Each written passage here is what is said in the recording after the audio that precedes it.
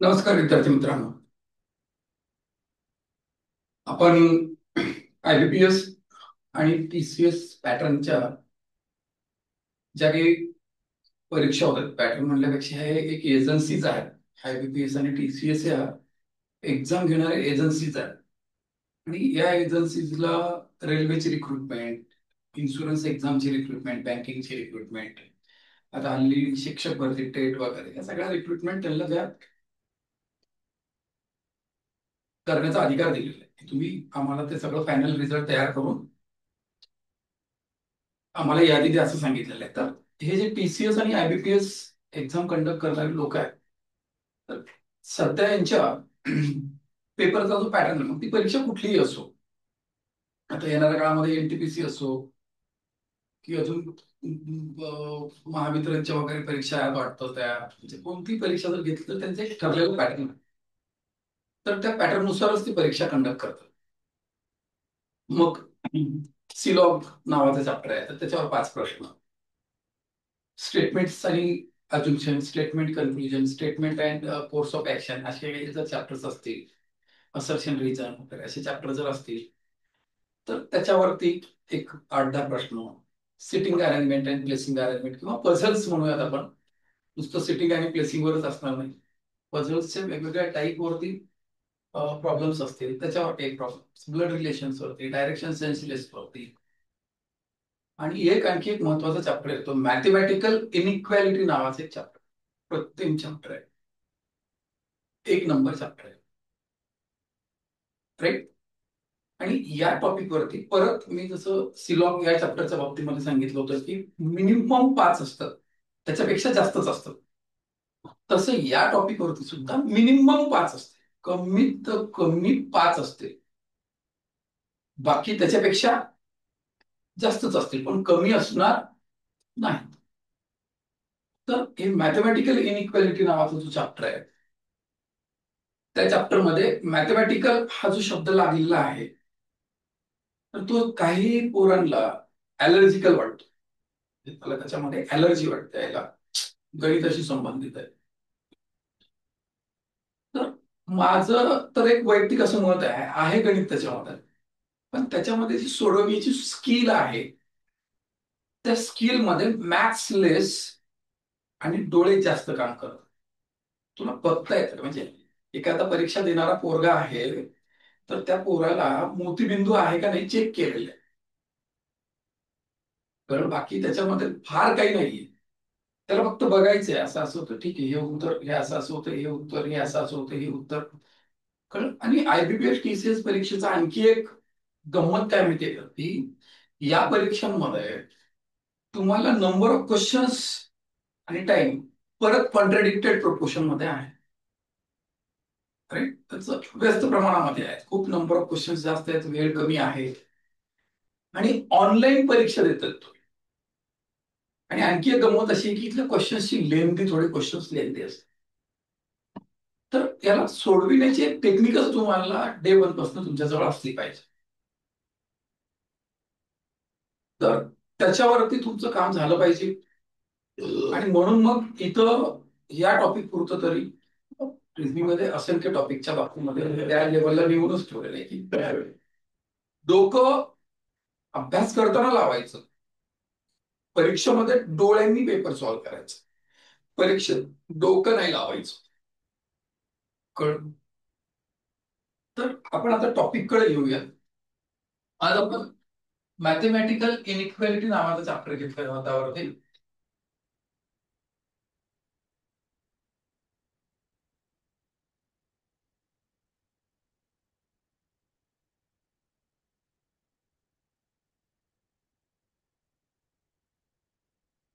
Mathematical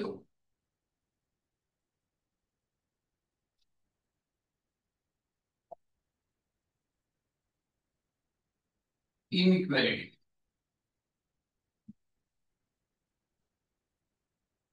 okay. त्याला आपण काय म्हणता येईल, गणितीय असमानता असं म्हटलं जातं. याला काय म्हटलं जातं, गणितीय असमानता असं त्या टॉपिकचं मराठीमध्ये नाव आहे. आपल्याला याच्या मराठी नावाशी काहीही देणं घेणं नाहीये. राईट. आपल्याला हा प्रश्न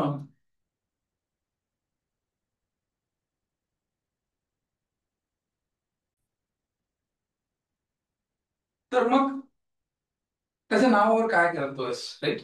मॅथमॅटिकल इनइक्वॅलिटी एवढ्यासाठीच म्हणलेलं आहे त्याच्यामध्ये की काही मॅथमॅटिकल सिम्बॉल्सचं युटिलायझेशन केलेलं आहे आणि त्याच्या मार्फत ते समीकरणाच्या माध्यमातून काहीतरी दाखवलेलं आहे.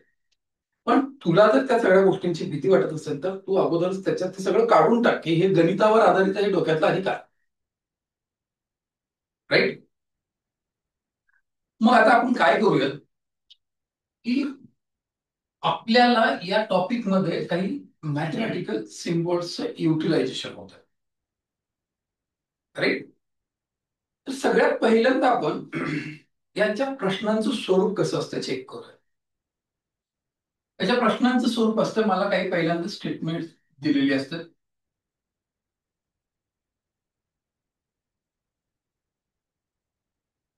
मला काही स्टेटमेंट दिलेली आहे. ती जी स्टेटमेंट दिलेली असतील ही स्टेटमेंट्स दोन स्वरूपाची असतात. राईट. एक मॅथमॅटिकल सरळ सरळ जी काही सिम्बॉल्स आहेत ती वापरून दिलेली असतात आणि एक कोडेड फॉर्म मध्ये दिलेली असतात. ओके. मला याच्यामध्ये दोन प्रकारची स्टेटमेंट्स प्रोव्हाइड केलेली असतात. तर मला एक असं इथं स्टेटमेंट दिलेली असतील, 1 2 3 4 अशी बरीचशी स्टेटमेंट्स असतील. ओके. तर हे असे स्टेटमेंट्स आहेत.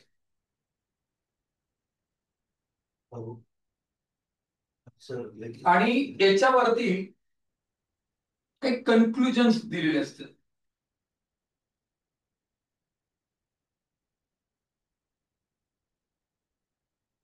राईट. मग आता ते कन्क्लुजन 1 2 असतील, 3 असतील, 4 असतील, 5 असतील, नंबर ऑफ कन्क्लुजन सोबत नंबर ऑफ स्टेटमेंट्स वरती तू त्या प्रॉब्लेमची डिफिकल्टी ठरवू नको. सांग मी 2 स्टेटमेंट्स आणि 2 कन्क्लुजनची तयारी केलतो आणि मला परीक्षेमध्ये गेलं की 4 कन्क्लुजन आणि 4 स्टेटमेंट आणि 3 कन्क्लुजन आलं.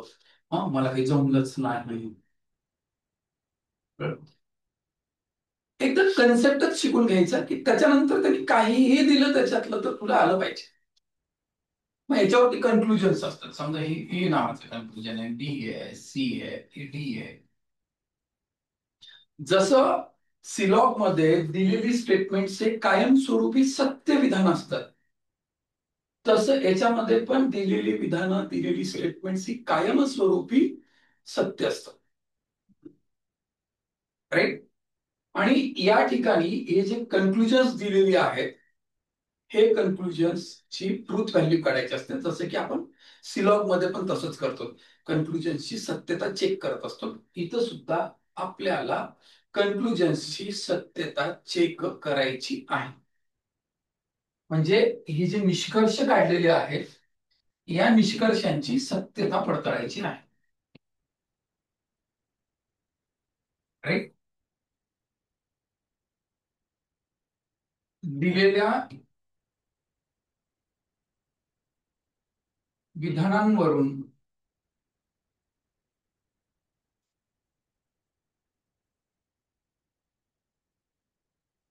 काढलेल्या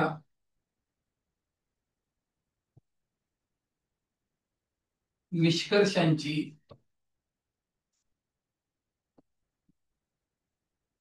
सत्यता तपासायची आहे.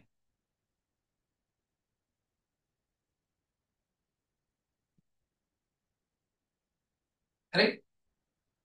मग आता यांची जी काही सत्यता असेल त्याच्यावरती त्याच्या बाबतीमध्ये आपल्याला काही ऑप्शन्स दिलेले असतील. राईट. आणि ते ऑप्शन्स आपल्याला काय करायचं असतं, सिलेक्ट करायचं असतं. कळतंय. आता इथली जी स्टेटमेंट्स आहेत ही स्टेटमेंट्स आपल्याला दोन पद्धतीने दिली जाते. राईट. विधाने दोन पद्धतीने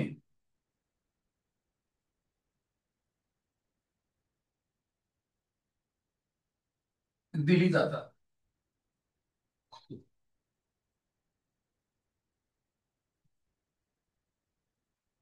एक सरळ सरळ असतंय, एक आडेवेडे घेऊन असतात. सरळ सरळ सरळ म्हणजे त्यांचा आवारा पिक्चर मध्ये राज कपूरचा एक डायलॉग खूप भारी आहे. सरळ सरळ सर म्हणजे आडेवेडेच नाही, क्या आप मेरे बच्चे की माँ बनोगी. सरळ सरळ म्हणजे तू माझ्याशी लग्न करशील का, हे आहे का, ते आहे का, असलं काही धिंगाणच नाही. तू माझ्यावर प्रेम करतेस का, वगैरे वगैरे. नो बार जो अंतिम सत्य उसी को हाथ. कधी बघायला भेटला आवारा पिक्चर तर बघा, खूपच सुंदर अप्रतिम पिक्चर. आणि इनडायरेक्ट म्हणजे तुमचा विषयाला हातच लावा.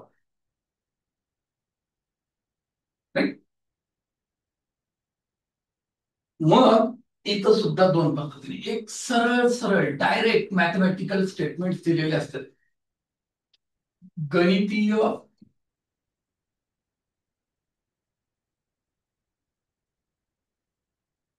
राईट. काय म्हणता येईल, चिन्हांच्या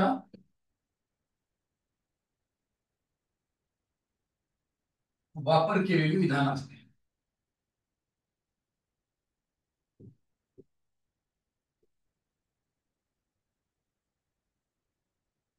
दुसरा प्रकार असतो सांकेतिक स्वरूपामध्ये दिलेली असते, आणि प्रत्येक संकेतकांचा अर्थ सांगितलेला असतो. राईट. सांकेतिक म्हणजे कोडेड फॉर्म मध्ये,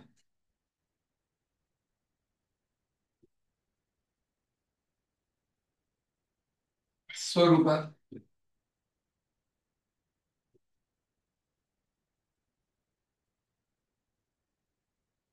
विधान दिली जातात. असे दोन प्रकारे आपल्याला याच्यामध्ये विचारलं जातं. आपल्याला जर डायरेक्ट सरळ सरळ गणितीय चिन्हांचा वापर करून विचारलं तर त्या दिवशी आपल्यावरती देव प्रसन्न आहे असं समजायचं. सांकेतिक चिन्हांचा वापर जर केला असेल तर मग आपल्याला सांकेतिक चिन्हांना आधी डिकोड करावं लागतं. ती चिन्ह आपल्याला आपल्या दिलेल्या स्टेटमेंट्स मध्ये आणि कन्क्लुजन्स मध्ये आपल्याला आपल्या आपल्या फॉर्म मध्ये, मॅथमॅटिकल फॉर्म मध्ये आणावे लागतात, आणि मग प्रोसेस चालू करावी लागते गणिताची. एक एक्स्ट्रा काम लागतं याच्यामध्ये. तर देवाला जाताना पाया पडून जायचं, देव ऐकत असेल तर. देवा परीक्षेमध्ये असंच येऊ दे रे, हे असं नको. वेळ जातो, बाकी काय येत नाही याच्यातला भाग नाही, तर वेळ जातो. अरे, तर आता हे प्रश्नांचं काय स्वरूप असतं. अरे, हे प्रश्न विचारण्याचं स्वरूप होतं. तुम्हाला तुमच्या परीक्षेमध्ये प्रश्न कुठल्या पद्धतीने विचारला जातो, प्रश्न विचारण्याचे स्वरूप होत आहे. आता यामध्ये ना काही गणितीय चिन्हांचा वापर केला जातो. तर कुठले गणितीय चिन्ह वापरली जातात, तर त्यावरती आपण थोडस भाष्य करूया. ओके. मग यात कुठली गणितीय चिन्ह वापरली जातात बाबा,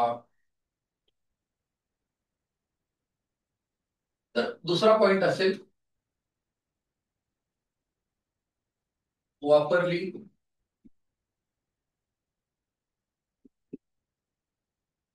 जाणारी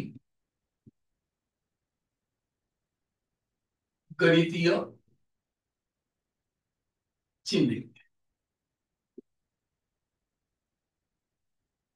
इथं 5 प्रकारची गणितीय चिन्ह वापरली जातात.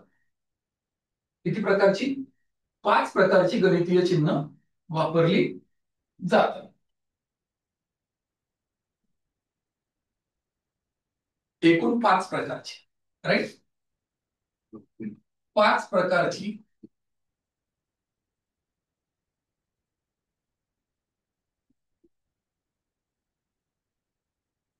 गणितीय चिन्ह वापरली जातो. सगळ्यात पहिल्यांदा जे वापरलं जातं म्हणजे पहिल्यांदा म्हणल्यापेक्षा एक सिम्बॉल कुठलं असेल तर this is of that this kind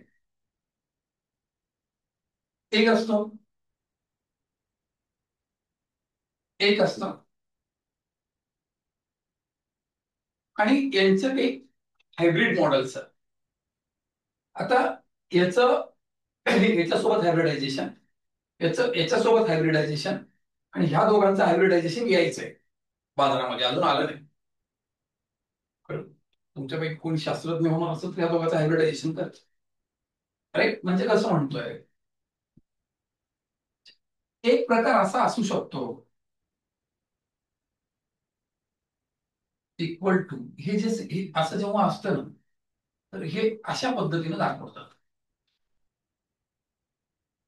आणि आपण जेव्हा संच नावाचं प्रकरण बघत असतो, संच नावाच्या प्रकरणामध्ये प्लसचं जे चिन्ह असतं ना, ते इंटरसेक्शन दाखवत असतं किंवा दाखवत असतं ऑर दाखवत असतं. तर मी इथं त्याचा वापर करतो. आणि हे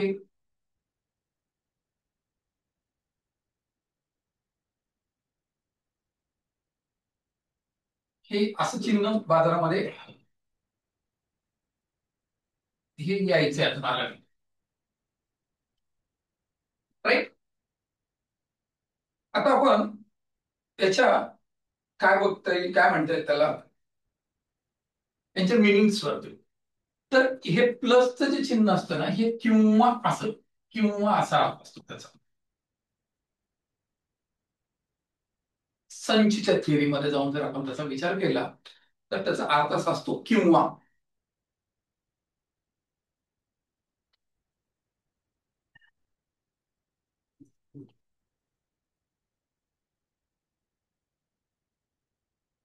राईट? तर आता यांचे अर्थ काय काय होते चेक करू. मी इथं ए आणि असं बी दोन अक्षर ठेवतो मी याच्यात. विधान नेहमी इकडून इकडं वाचलं जातं. तर बी हा ए पेक्षा कसा आहे, मोठा. B is greater than A. A is less than B. तर कसं वाचायचं बघ. राईट? तर मोठा ग्रेटर दॅन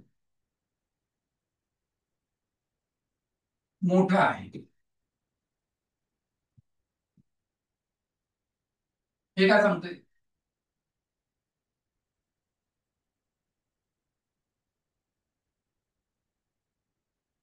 त्याला असं म्हणतात बी हा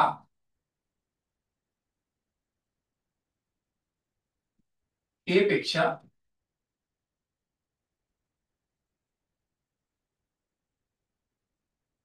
मोठा आहे. बी मोठा आहे. ज्याच्याकडे तोंड केलं जातं ना, भाव असतं त्याला, तो मोठा. त्याच्या जबड्यामध्ये बी आहे म्हणजे तो मोठा. ज्याला टोचतं ना तो लहान. इथं काय अर्थ होईल त्याचा, ए हा बी पेक्षा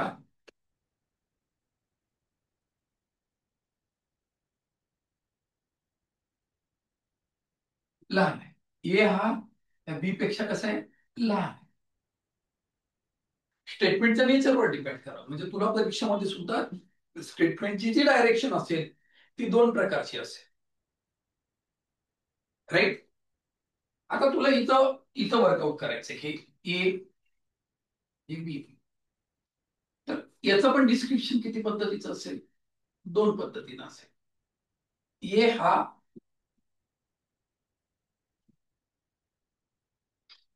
बी पेक्षा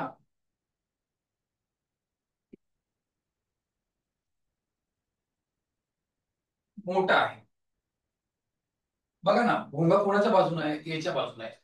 ज्याच्या बाजूने भोंगा असतो तो मोठा. आणि इथं बी हा ए पेक्षा लहान आहे. ओके. काही अडचण नाही. इथं काय होतं,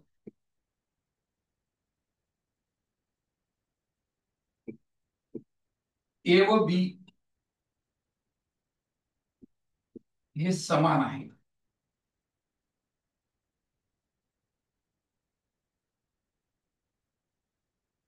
इथं ए, इथं बी, असं जर घेतलं मी, तर याचा अर्थ असा होतो, ए हा बी पेक्षा एला टोचतोय म्हणजे तो लहान आहे, किंवा ए हा बी पेक्षा लहान आहे, किंवा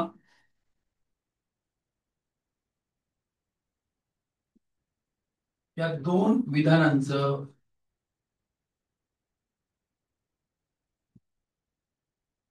एकत्रीकरण केलंय. त्याच्यामध्ये किंवा आहे, किंवा. अरे, आता याचे दोन भाग करायचे ना आपल्याला एकत्रित, थोडस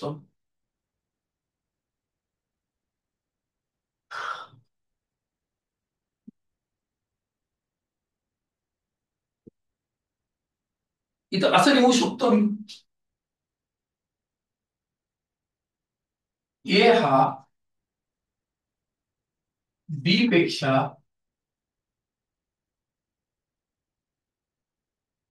लहान किंवा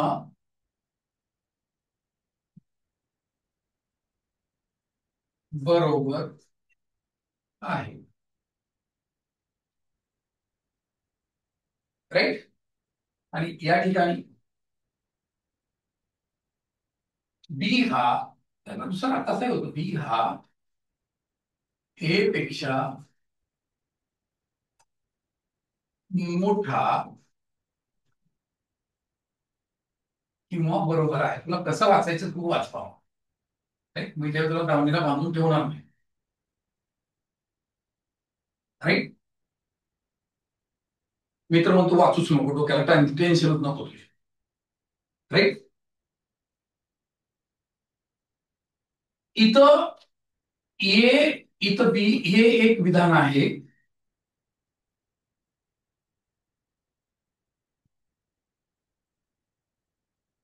या दोन विधानांचं एकत्रीकरण ज्या सिम्बॉल दाखवलं जातं ना, ते म्हणजे त्याच्यात दोन प्रकारची विधान असतील. ए हा बी पेक्षा मोठा किंवा बरोबर आहे.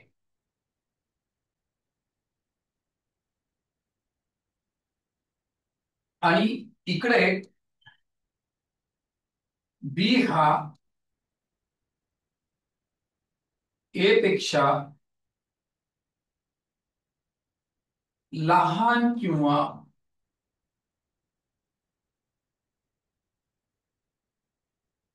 बरोबर आहे. राईट. असे दोन दोन स्टेटमेंट्स त्याचे आपल्याला हे करतात. मॅथमॅटिकली हे पॉसिबल आहे का, ए हा बी पेक्षा लहान आहे आणि ए बी पेक्षा मोठा आहे, असं एकाच वेळेला दोन गोष्टी होणारच नाही. म्हणून व्यावहारिक दृष्ट्या असं सिम्बॉल शक्य नाहीये, म्हणून हे गणितात पाचच हे असते. आता मी हे जेव्हा समजून सांगतोय, तेव्हा आपल्यापैकी असंख्य जणांनी व्हिडिओला पुढे नेऊन बघायचं कष्ट घेतले असते.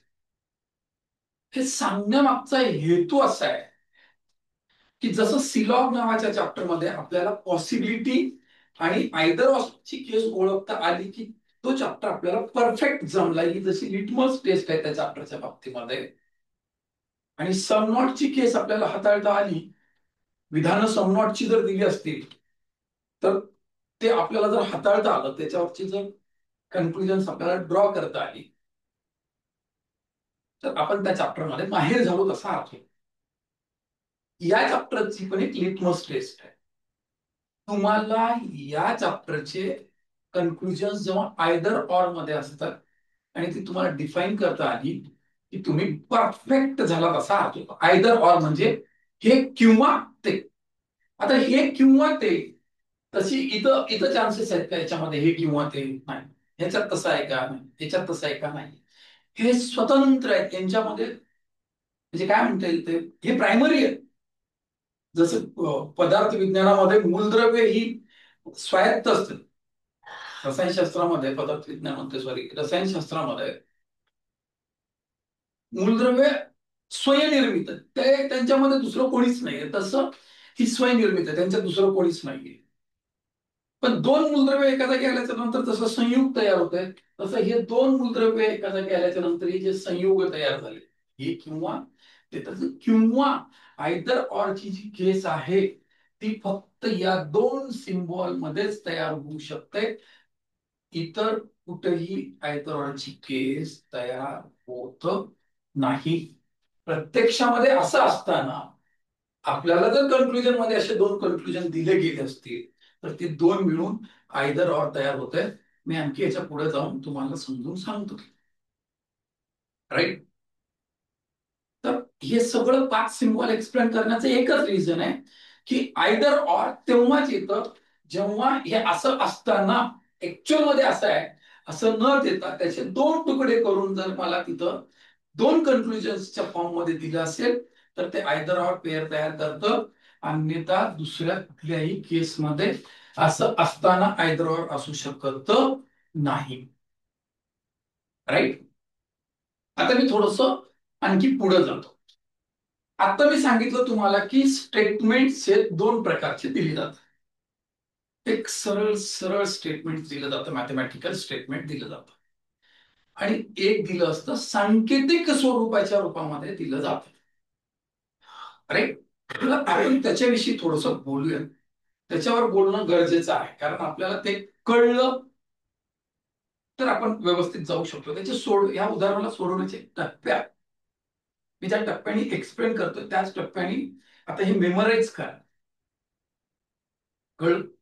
आता जर व्हिडिओ अपलोड होईल तेव्हा ते बघा, व्यवस्थित बघा, इच आणि एव्हरीथिंग बघा. लिहू नका तुम्ही, फक्त नीट बघा त्याला आणि डायरेक्ट परीक्षेमध्ये जा. तुला जर पाच प्रश्न आले, चार तुझे करेक्ट राहतील. एखादा प्रश्न जर चुकला तुझा तर ते प्रॅक्टिसच्या लॅकमुळे जाईल. बाकी तुला कन्सेप्टमुळे तुझा प्रश्न झाला, लॅक ऑफ प्रॅक्टिसमुळे असं. थोडं नीट लक्ष द्या. राईट. मग आता याच्या पुढं आपल्याला विधानं कुठल्या स्वरूपाची दिली जातात त्याच्यावरती आपण एक स्टेटमेंट आपण तयार करतो. राईट. पण त्याच्याविषयी थोडीशी माहिती घेऊ. तर तिसरा पॉइंट असेल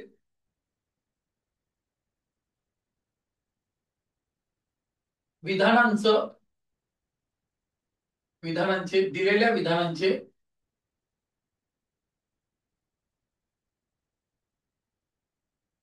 हे स्वरूप असेल.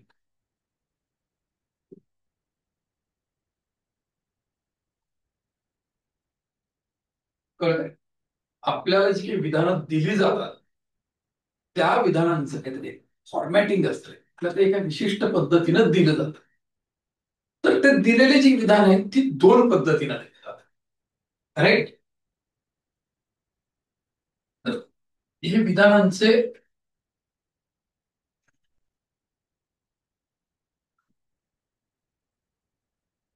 स्वरूप जे आहे ते दोन पद्धतीचं असतं. किती पद्धतीचं असतं? दोन मेथडनी आपल्याला ते आपल्याला दिलं जातं. मेथड वन असेल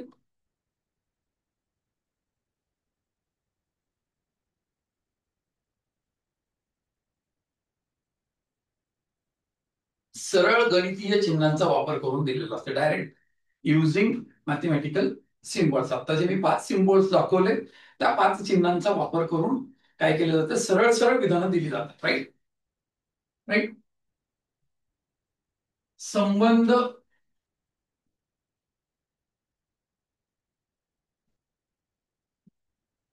दर्शविणाऱ्या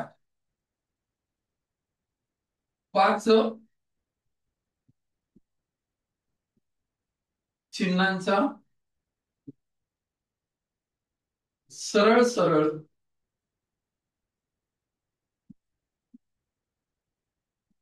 उपयोग कर. जे जसं एक, दोन, तीन एक्झाम्पल, राईट.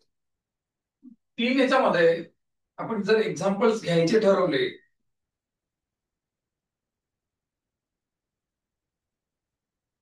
ते खूपच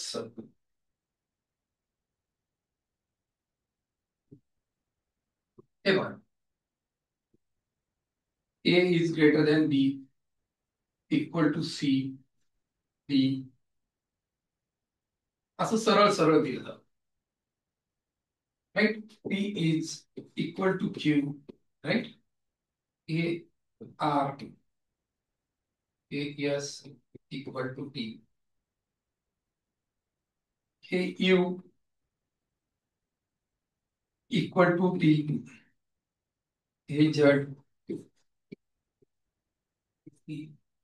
असं काय तर दिलं. ह्याच्यामध्ये तुम्हाला जी विधानं दिलेली आहेत, राईट, ती सरळ सरळ काय केलेलं आहे की मॅथमॅटिकल इनइक्वालिटीचे सिम्बॉल्स वापरलेले आहेत, राईट. मॅथमॅटिकल राशीमध्ये जो संबंध दाखवला जातो त्याचे पाचच सिम्बॉल आहेत. त्या पाच सिम्बॉलचा वापर केला जातो आणि काय केलं जातं, तुम्हाला उदाहरण विधानं डिस्क्राईब केले जातात.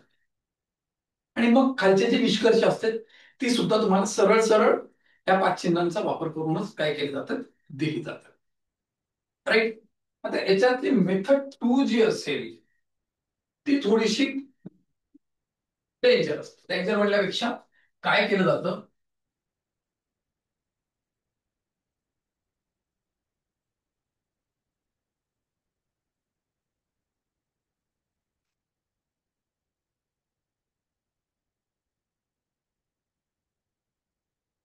तर मेथड टू मध्ये तुम्हाला संबंध दर्शविणाऱ्या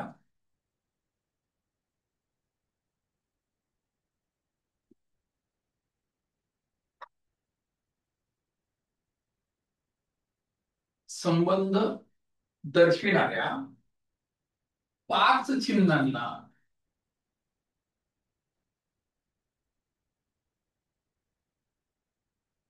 पाच वेगवेगळी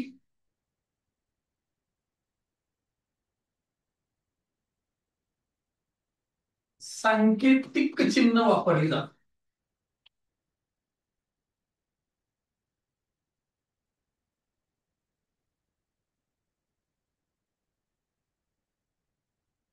पाच वेगवेगळी सांकेतिक चिन्ह काय केली जातात, वापरली जातात.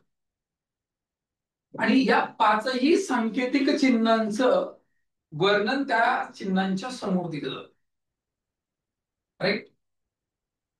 या पाचही संकेतांकांचा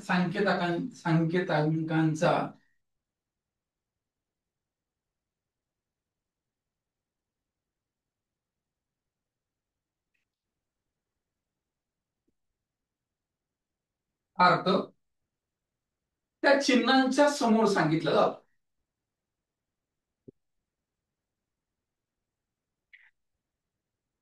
त्या चिन्हांच्या समोर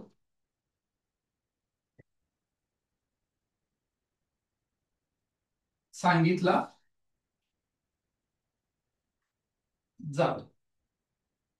आता त्या चिन्हांच्या समोर जो अर्थ सांगितला जातो तो अर्थ दोन पद्धतीने सांगितला जातो.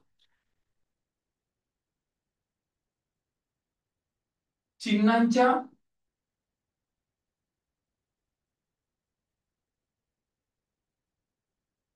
सांकेतिक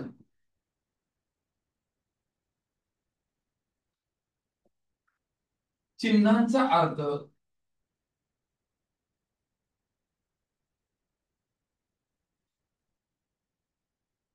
दोन पद्धतीने सांगितलं जातं.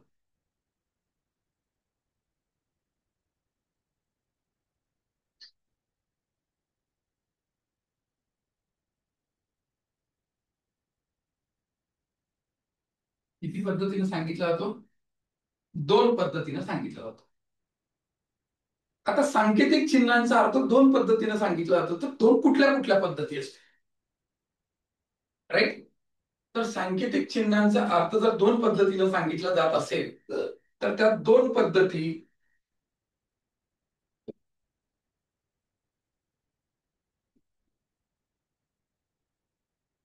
अर्थ हे अफर्मेटिव्ह सेंटेन्सच्या फॉर्म मध्ये सांगितलं जातं, म्हणजे होकारार्थी विधानांच्या स्वरूपामध्ये सांगितलं जातं. चिन्हांचा अर्थ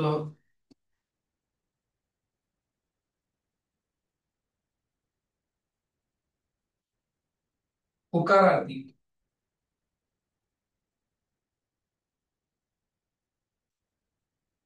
इंग्रजीमध्ये त्याला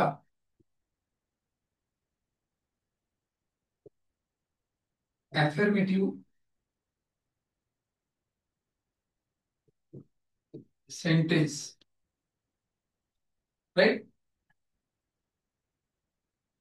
विधानांनी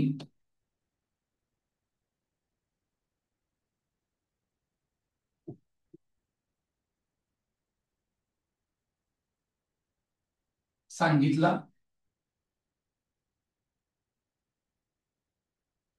जातो.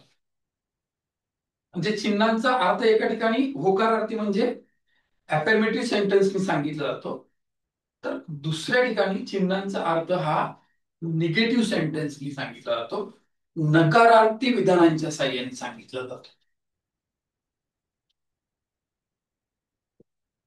हे एक प्रकार झाला तुमचा. दुसरा प्रकार असेल चिन्हांचा अर्थ नकारार्थी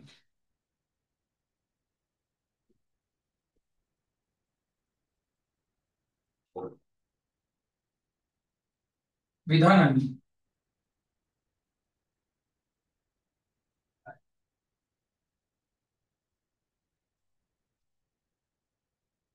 म्हणजे त्याला निगेटिव्ह सेंटेन्सने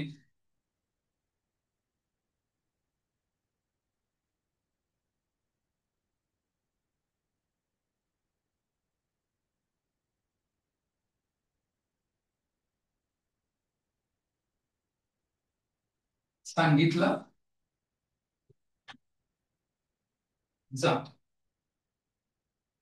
किती प्रकारे सांगितलं जातो? दोन प्रकारे सांगितलं. थेरॉटिकल टेक्स्ट अत्यंत महत्वाचा आहे या चॅप्टरचा. हे थेरॉटिकल टेक्स्ट जर तुम्हाला एकदा समजला की तुम्हाला फक्त तुमची नजर पडले की उत्तरच, तुमची नजर पडले की उत्तरच, तुम्हाला जास्त झेंगट करायची गरज भासणार नाही. कळलं?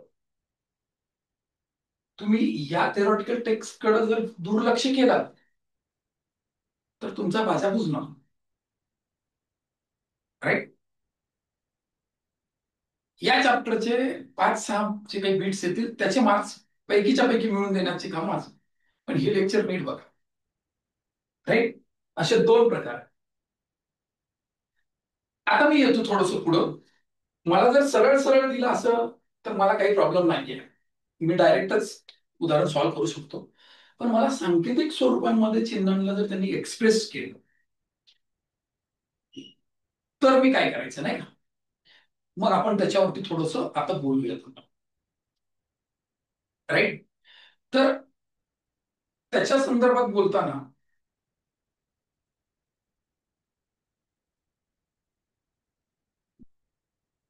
बघा,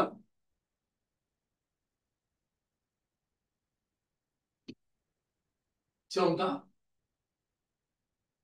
सांकेतिक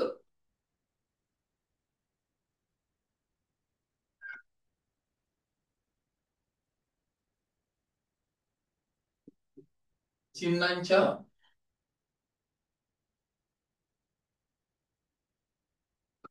स्वरूपात दिल्यास संकेतांकांचा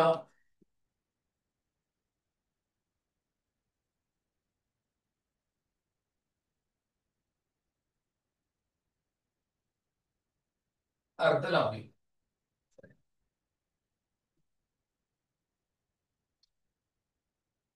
राईट. मी आता सांगितलं की आम्हाला आमच्या आयुष्यामध्ये 5 सिम्बॉल्स दिलेले आहेत. मी 5 स्टेटमेंट्सचं, 5 सिम्बॉल्सचं एक असं टेबल तयार करूयात आपण.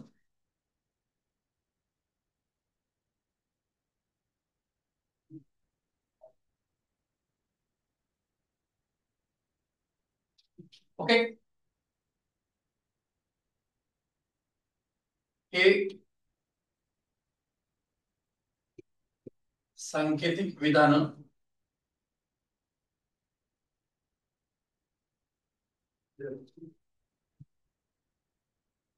या सांकेतिक विधानांना जेव्हा त्यांनी कशाच्या स्वरूपामध्ये मांडलं, होकारार्थी विधानांच्या स्वरूपात मांडलं,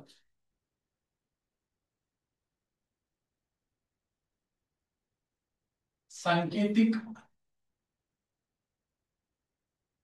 चिन्हांचा अर्थ होकारार्थी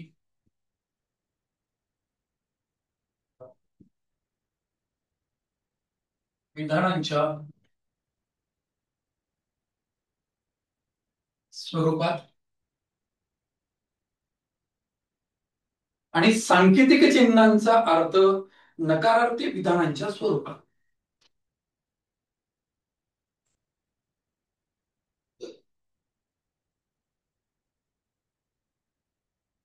चिन्हांचा अर्थ नकारार्थी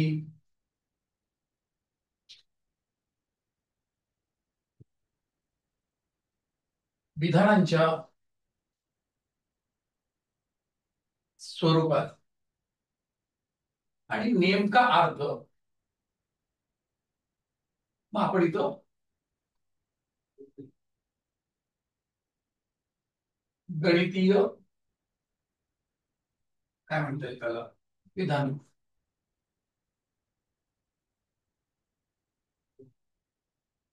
राईट. माझ्याकडे 5 मॅथमॅटिकल सिम्बॉल आहेत, तर मला 5 मॅथमॅटिकल कोडेड स्टेटमेंट्स मी डिफाईन करतो. कळू. त्यातलं पहिलं घेतो मी,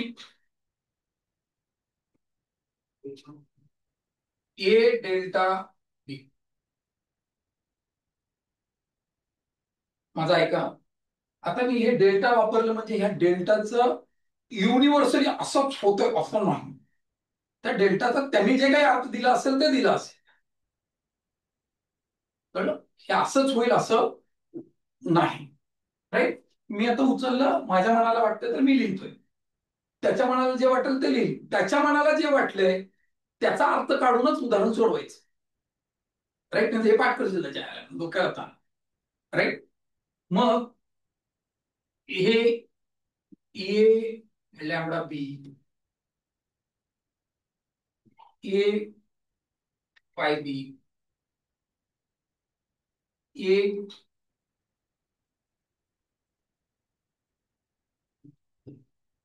अल्फा बी, ए इप्सिलन बी असं लिहिलं. चालेल. असे 5 कोडेड स्टेटमेंट दिलेली आहेत मला. ओके. आता या कोडेड स्टेटमेंटचं त्यांनी अर्थ पण दिलाय माझ्याजवळ.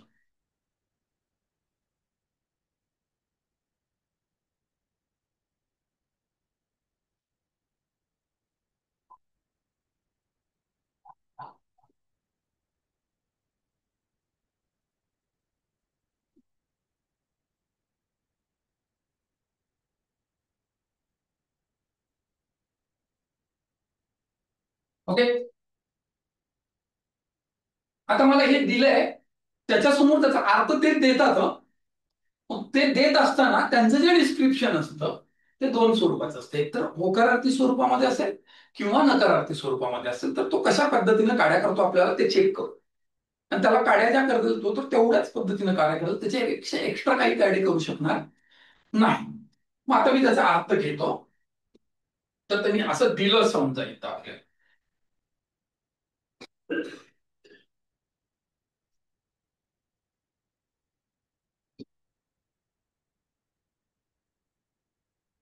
बघ, ए हा बी पेक्षा मोठा आहे. गणितामध्ये होऊन होऊन काय होतं तुम्हाला सांगतो. एकतर मोठा, एकतर लहान, किंवा एकतर बरोबर, किंवा मोठा बरोबर, मोठा लहान, अशा 5 केसेस. आता ए हा बी पेक्षा मोठा आहे, हे होकारार्थी अफर्मेटिव्ह सेंटेन्स आहे. आता ए हा बी पेक्षा मोठा आहे, मोठा आहे. आता नकारार्थी मी कसं लिहिल, तर त्याचं राहिलेलं म्हणजे लहान पण नाही आणि बरोबर पण नाही, त्याचं नकारार्थी अशा स्वरूपामध्ये एक डिस्क्रिप्शन असेल, तेच अर्थ असलेला ए हा बी पेक्षा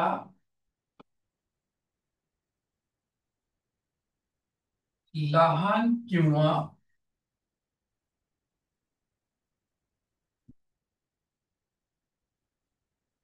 बरोबर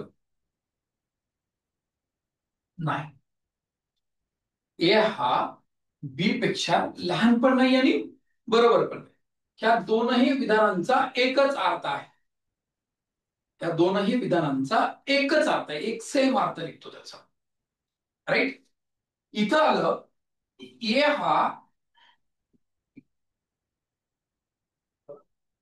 बी पेक्षा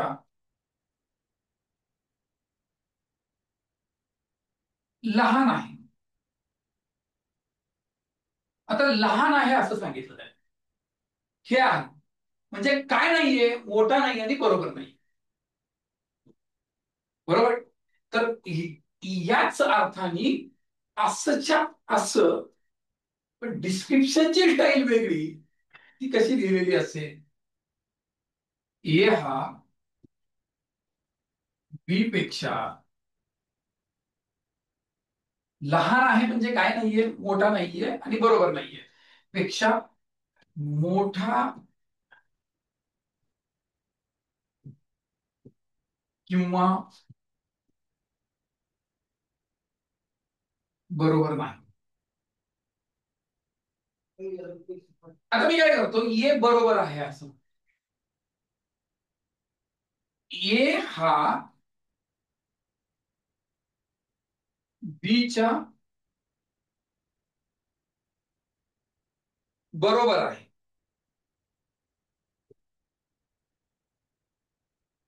ए हा बी च्या बरोबर आहे म्हणजे काय नाहीये, तो मोठा नाही लहान नाही, म्हणजे ए हा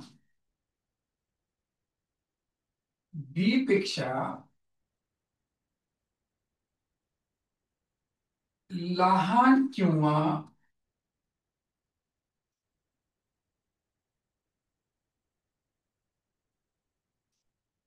लहान किंवा मोठा नाही. बरोबर. आता इथं काय सांगतंय ते अल्फामध्ये, हे बघ, हे लहान मोठं झालं, लहान झालं, बरोबर. आता काय मोठा किंवा बरोबर असू शकतं, तर इथं मी असं लिहू शकतो, ए हा बी पेक्षा मोठा किंवा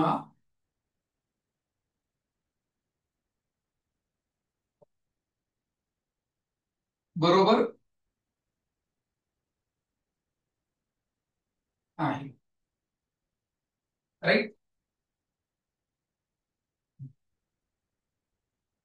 कळतं. त्या ब मधली रेष आम्हाला मारताच आली नाही, त्या ब मधली रेष मारता येत नसल्यामुळे सगळा धिंगाणा होतो. राईट. बरोबर आहे. आता मोठा आहे किंवा बरोबर आहे, हे मोठा आहे बरोबर आहे, म्हणजे ह्या दोन पॉसिबिलिटी आहेत, म्हणजे नाही कुठली पॉसिबिलिटी लहान असण्याची पॉसिबिलिटी नाहीये. म्हणजे निगेटिव्ह काय असेल, ए हा बी पेक्षा लहान नाही. ए हा बी पेक्षा लहान नाही असं सांगितलेलं आहे. राईट. मग लास्ट काय असेल? ए हा बी पेक्षा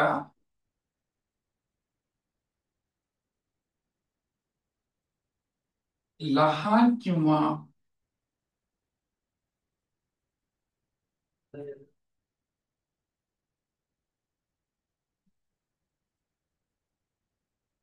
बरोबर आहे. म्हणजे लहान किंवा बरोबर आहे म्हणजे काय नाहीये, मोठा नाहीये. म्हणजे इथं काय येईल? ए हा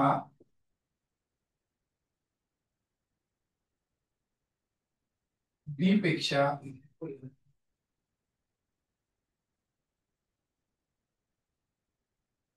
मोठा नाही. म्हणजे ए हा बी पेक्षा कसा नाहीये, मोठा नाही. तर माझं तुम्हाला याला डिकोड कसं करायचं बघा, आयुष्यभर लक्षात ठेवायचं. जो मोठा असतो त्याचा आवाज असतो, जो लहान असतो त्याला टोचणे असतात, असं टोचतो त्याला. तर मला होकारार्थी सेट दिला तर मी कशा पद्धतीने वर्कआउट करतो त्याच्यावरती आधी बोलूया. मग नकारार्थी मला सेट दिला तर मी त्याच्याविषयी कसा विचार करतो त्याच्यावरती. राईट. मी अगोदर काय करतो, होकारार्थी विधानांचं आपण डायग्नोज करूया. ओके. आता मला हे दिलंच नाही, मला हे असं दिलं, ए हा बी पेक्षा मोठा आहे. कोण मोठा आहे?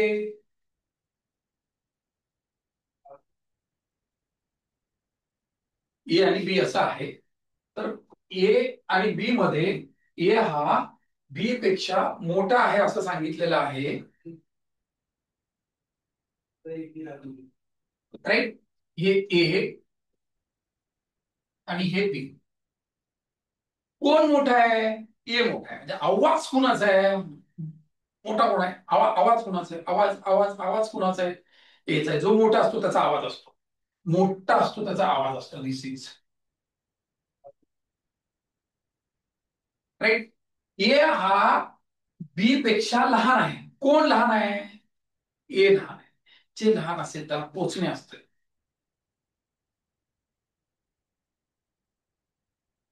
जे लहान आहे ना त्याला टोचणे असतात. टोचणे म्हणजे हे टोच त्याला. हे हा बीच्या बरोबर आहे. अरे जन्मलेल्या लेकराला पण लिहिता येते, त्याचं काही टेन्शन नाही.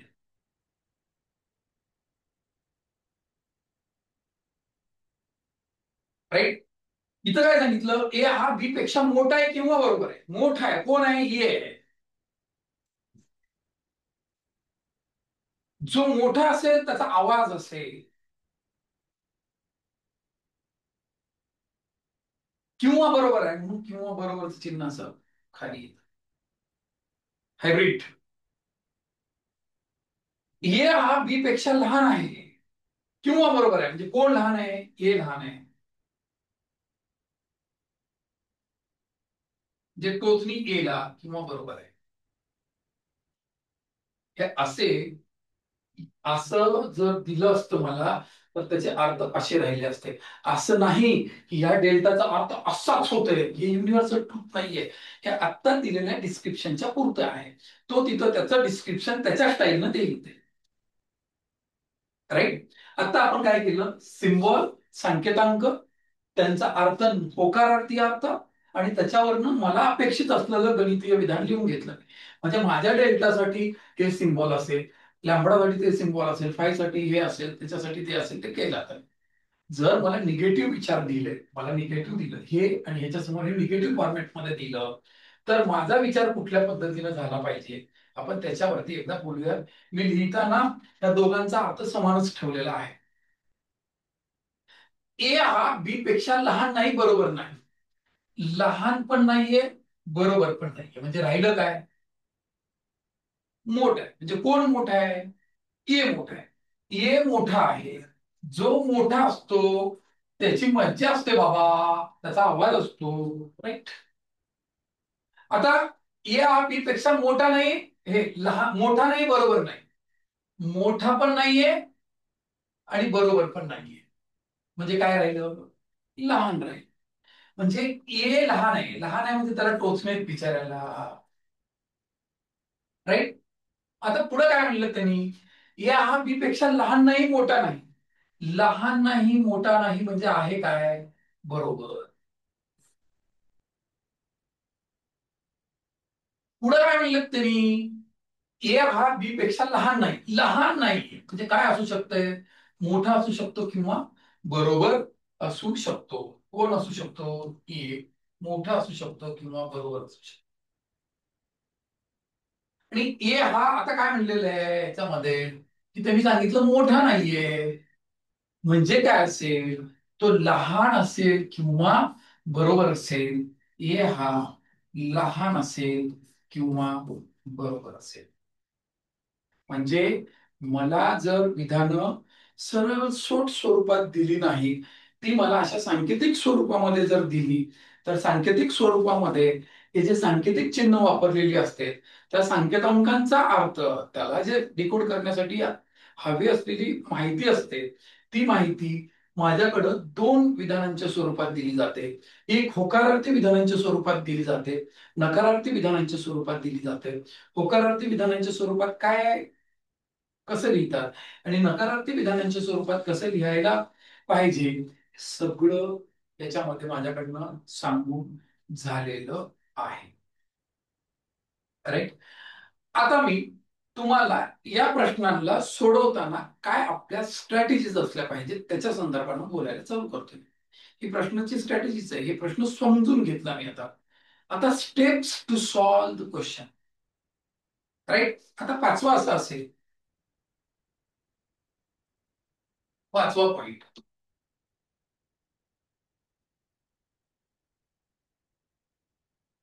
दिलेल्या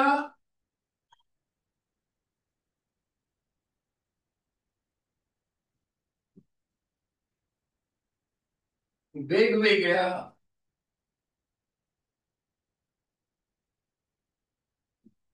विधानांचे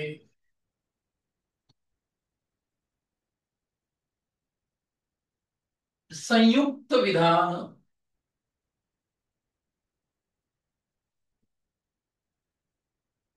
तयार कर.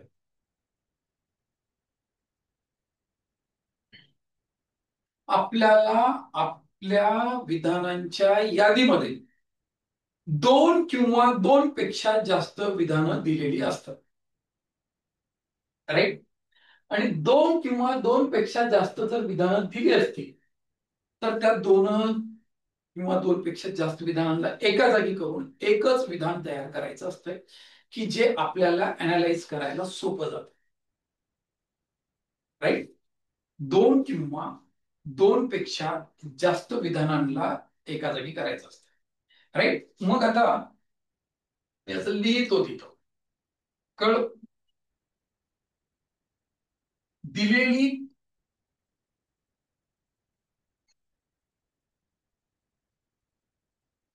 दोन किंवा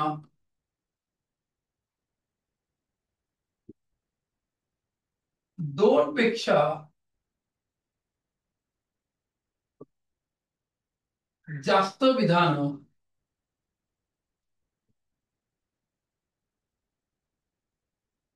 एकत्रित म्हणजे कंबाईन केली पाहिजे.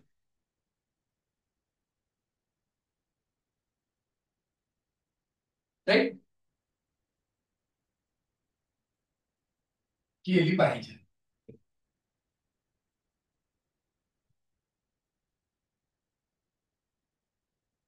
ती केली पाहिजेत असं म्हणून आता इच्छा आहे करायची, झाले पाहिजेत ना. मग ती कधी विधानं एकत्रित होतेत, कधी विधाने एकत्रित होत नाहीत. मग यामध्ये पण दोन बाबी असतात.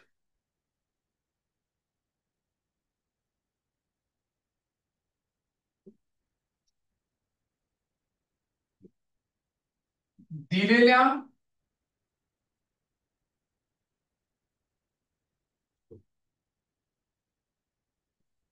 विधानांचे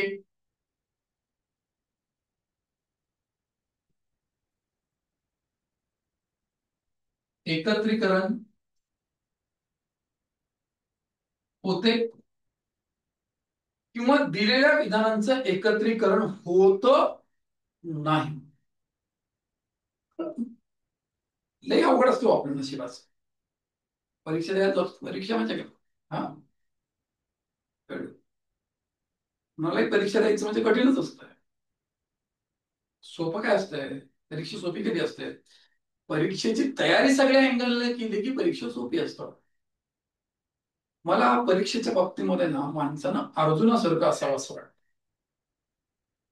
जेव्हा वनवास भेटला ना, काहीच नव्हतं आयुष्यात, निवांत होतो. राजगादीपासून दूर होता. काय केलं? 14 वर्षाच्या नंतर काय घडणार आहे याची तयारी केली. शांत नव्हतं ते. त्याला माहित होतं हे 14 वर्ष संपलं की आपल्याला आणखी एक आगली परीक्षा द्यायची. 14 वर्षामध्ये सगळे बाण जमा केले आणि बाण जमा करताना असं नाही केलं त्यांनी, सगळ्यांचा अभ्यास नाही केला. युधिष्ठिरचा अभ्यास केला, युधिष्ठिराला एवढे एवढे येते, ह्याला एवढाच सिलेबस आहे युधिष्ठिरचा आणि एवढाच अभ्यास करतो. 100 कौरवांचं अनालिसिस नाही केलं त्यांनी. त्यांचे पीवायक्यूज नाही काढले 100 कौरवांचे. त्यांनी काय केलं की युद्धशास्त्राचा सगळाच अभ्यास केला. युद्ध जर झालंच तर आपल्याकडं काय काय असायला पाहिजे ते सगळंच जमा केलं. इंडिव्हिज्युअल स्टडी कुठे करत बसलं, कम्प्लीट स्टडी केली. अंगाला एक बाण शिवला नाही राजा त्याची. कळलं? युद्ध करायचं, युद्धशास्त्राचा सिलेबस अभ्यास केला. उगाच पीवायक्यू काढले नाही, गेला नाही बोंबलत. कळलं? की युधिष्ठिराने हे लढाई लढली, तिथं कशा कशा पद्धतीने लढला, कोणते कोणते बाण मारला होता, तेवढ्या बाणाला कुठल्या पद्धतीने उत्तर द्यायचं तेवढंच मारलं नव्हतं. कारण युधिष्ठिर त्या ह्याच्यात मारलेला बाण सोडून दुसरे बाण आणू शकत नाही का या युद्धामध्ये, याच्यात. राईट, म्हणून थोडा अर्जुन मग एकत्रीकरण होतंय किंवा एकत्रीकरण होणारच नाही. कळलं? दिलेल्या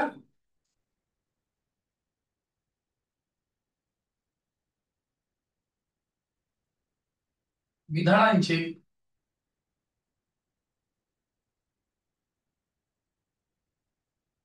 एकत्रीकरण होणार नाही.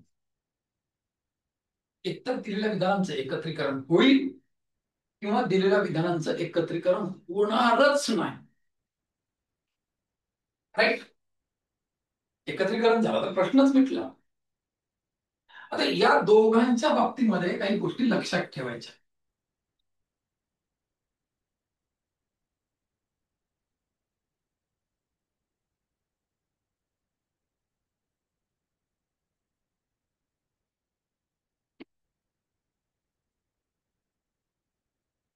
त्या दोघांमध्ये एक कॉमन गोष्ट लक्षात ठेवायची.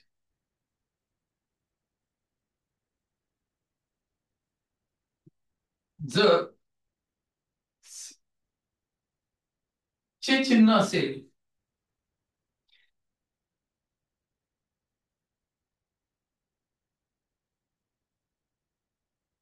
तर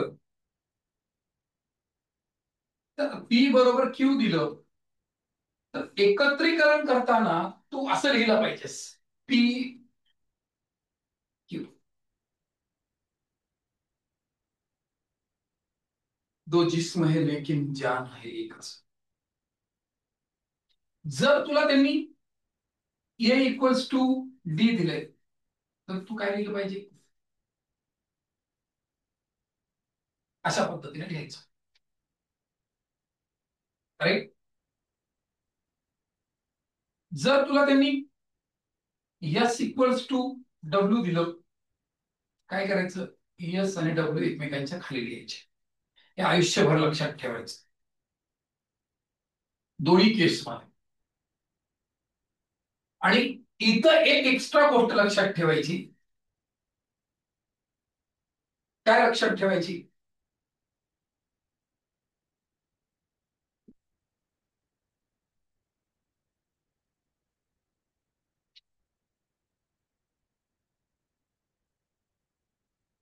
हे लक्षात ठेवा. तर दिलेल्या विधानांचं जर एकत्रीकरण होणारच नसेल तर इथं ही बाब लक्षात ठेवायची. तू बफे, लग्नामध्ये बफे असतो, तर तुला जो पदार्थ खायचा आहे त्या पदार्थाच्याच तिथं जाऊन थांबतोस तू मागायला. जेव्हा फिलिंग करायचं असतं, तुला रिफिलिंग करायचं असतं, एकदा ताट भरलेलं संपलं की परत काहीतरी खावं वाटलं तर आपल्याला जो पदार्थ हवाय तिथं जात असतो. तर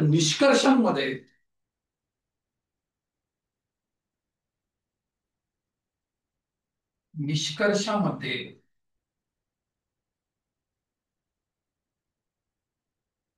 ज्या दोघांमध्ये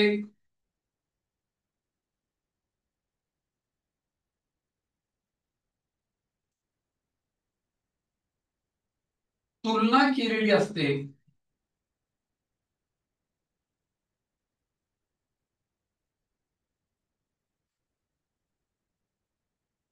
तेवढाच भाग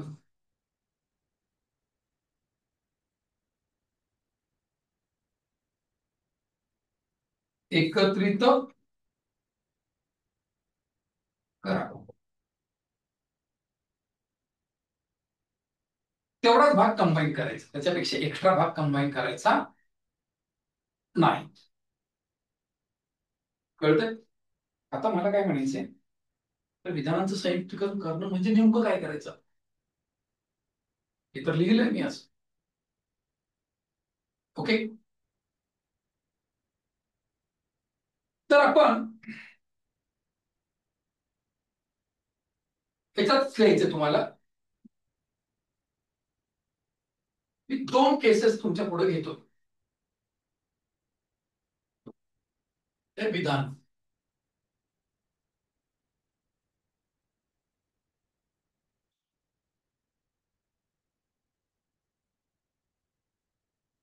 पहिलं विधान आहे,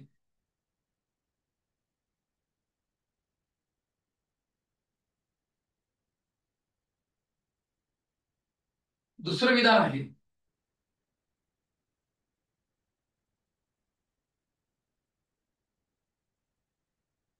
आणि एक तिसरं विधान दिलेलं आहे तुम्हाला.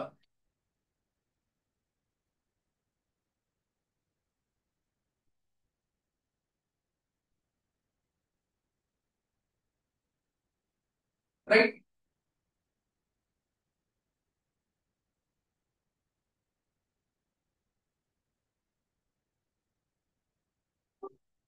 आणि एक दुसरा विधानांचा सेट आहे.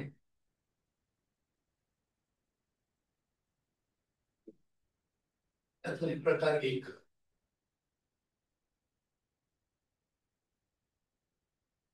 आणि याचा हा प्रकार दोन.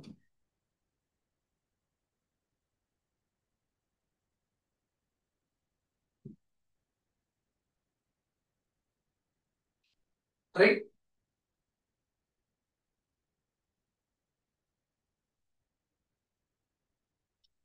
प्रकार दोन मध्ये असं सांगितलं,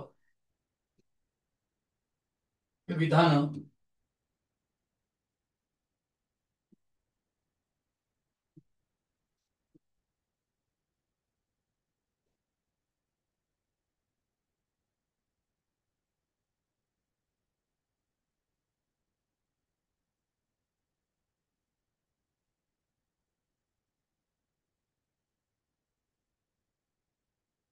राईट.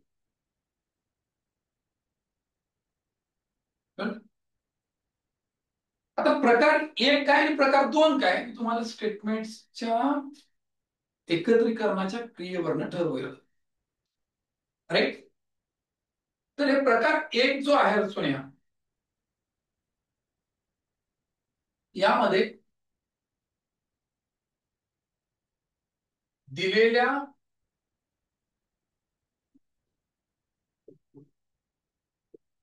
विधानांचे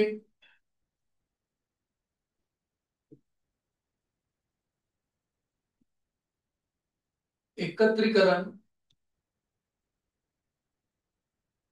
होते. आणि हा जो प्रकार आहे याच्यामध्ये दिलेल्या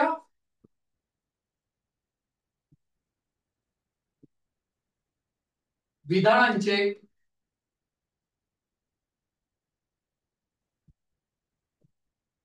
एकत्रीकरण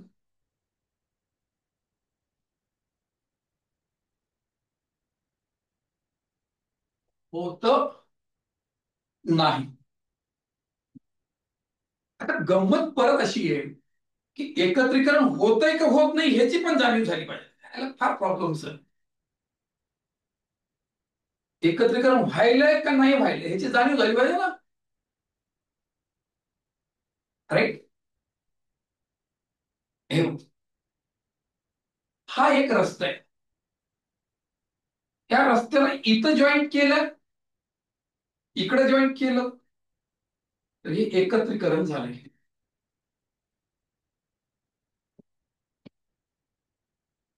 हे रस्ता आहे पण जॉईंट मधूनच कुठून तरी व्हायला लागले, तर हे एकत्रीकरण होत नाही असं लक्षात ठेव. हे एकत्रीकरण आहे.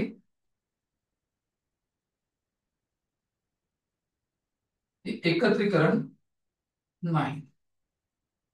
आता मधूनच कुठून तरी जॉईन होतंय हे बघितलं. इथं क्यू आहे, इथं क्यू आहे. आता ह्या विधानाला याच्यासोबत जॉईन करायचं तर हे हा एक रस्ता आहे. त्या क्यू पासून हे इकडे ये जॉईन होते म्हणजे हे मधूनच कुठून तरी जॉईन होत आहे. म्हणजे हे जे विधान आहे त्याची जॉईनिंग होत नाही, त्याचं कंबायनेशन होत नाहीये हे बघितलं की लक्षात आलं पाहिजे. हा मुख्य रस्ता आहे, त्या मुख्य रस्त्याला मध्येच कुठंतरी कनेक्ट होतंय, तर त्या केसमध्ये एकत्रीकरण होत नाही असं म्हणलं जातं. आणि जेव्हा एकत्रीकरण हायवे असा सुपर हायवे न फाटा फुटा, in that case that is एकत्रीकरण होतं. राईट. आता आपण याला चेक करूया. आणि मी आता सांगितलं होतं की जर इक्वल टू सिम्बॉल असेल तर तुम्ही कशा पद्धतीनं वर्क केलं पाहिजे. आता यांचं एकत्रित विधान जे असेल किंवा संयुक्त विधान जे काही असेल,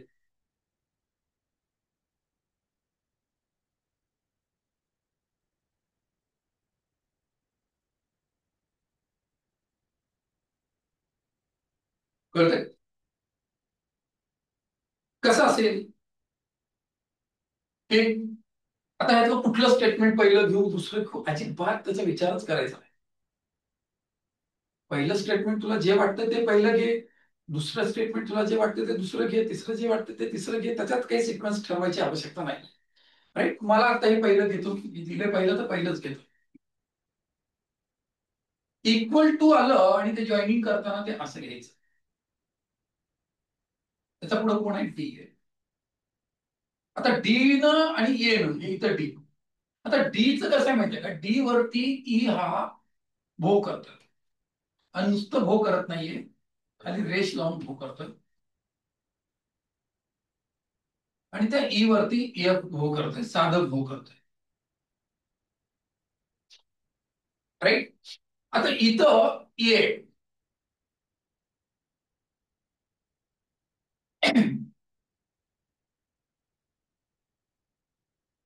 क्यू इक्वल्स टू आर असं करायचं होतं, ते राहून लिहून घ्या असं. मग हे इथं ए आहे, ए ला कोण भो करते, क्यू करते आणि क्यूच्या बरोबर आर असल्यामुळे क्यू आर. आणि आता हे क्यू ला काय इकडं इकडं हे पी आहे असं. हे या सगळ्याच विधानांचं एकत्रित विधान आहे, संयुक्तिक विधान झाले, जॉईंट स्टेटमेंट झालं त्यांचं. आता आपण बघितलं ना, एअरफोर्स, आर्म फोर्स आणि एक्सटर्नल अफेअर मिनिस्ट्री असं तिघं मिळून जॉईंट प्रेस कॉन्फरन्स घेत होत्या. आपण जस्ट रिसेंटली बघितलं ते साजा जॉईंट प्रेस कॉन्फरन्स म्हणजे एकत्रित विधान देत होते. तसं हे एकत्रित विधान आहे. आणि जेव्हा का स्टेटमेंट एकत्रित केलं जातं सगळेच आपल्या डोळ्यामध्ये डोळ्याच्या कक्षेत असतात आणि मग तुलना करायला आपल्याला सोपं जातं. तुलना करायला काय जातं, सोपं जाते. राईट. आणि याचं एकत्रित विधान काय होतं,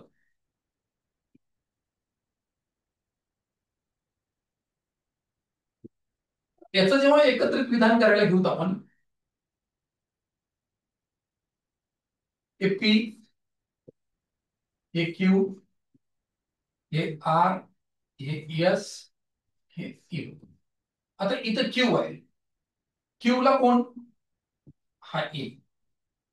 ए ला कोण? Q C. सी ला भाऊ कोण करते? हे डी करते. हे असलं कधी मॅथमॅटिकल स्टेटमेंट बघितलं का तुम्ही? तुझ्या डोळ्याला बघितलं का असं कधी? राईट. हे असं असा कार्यक्रमच नसतो.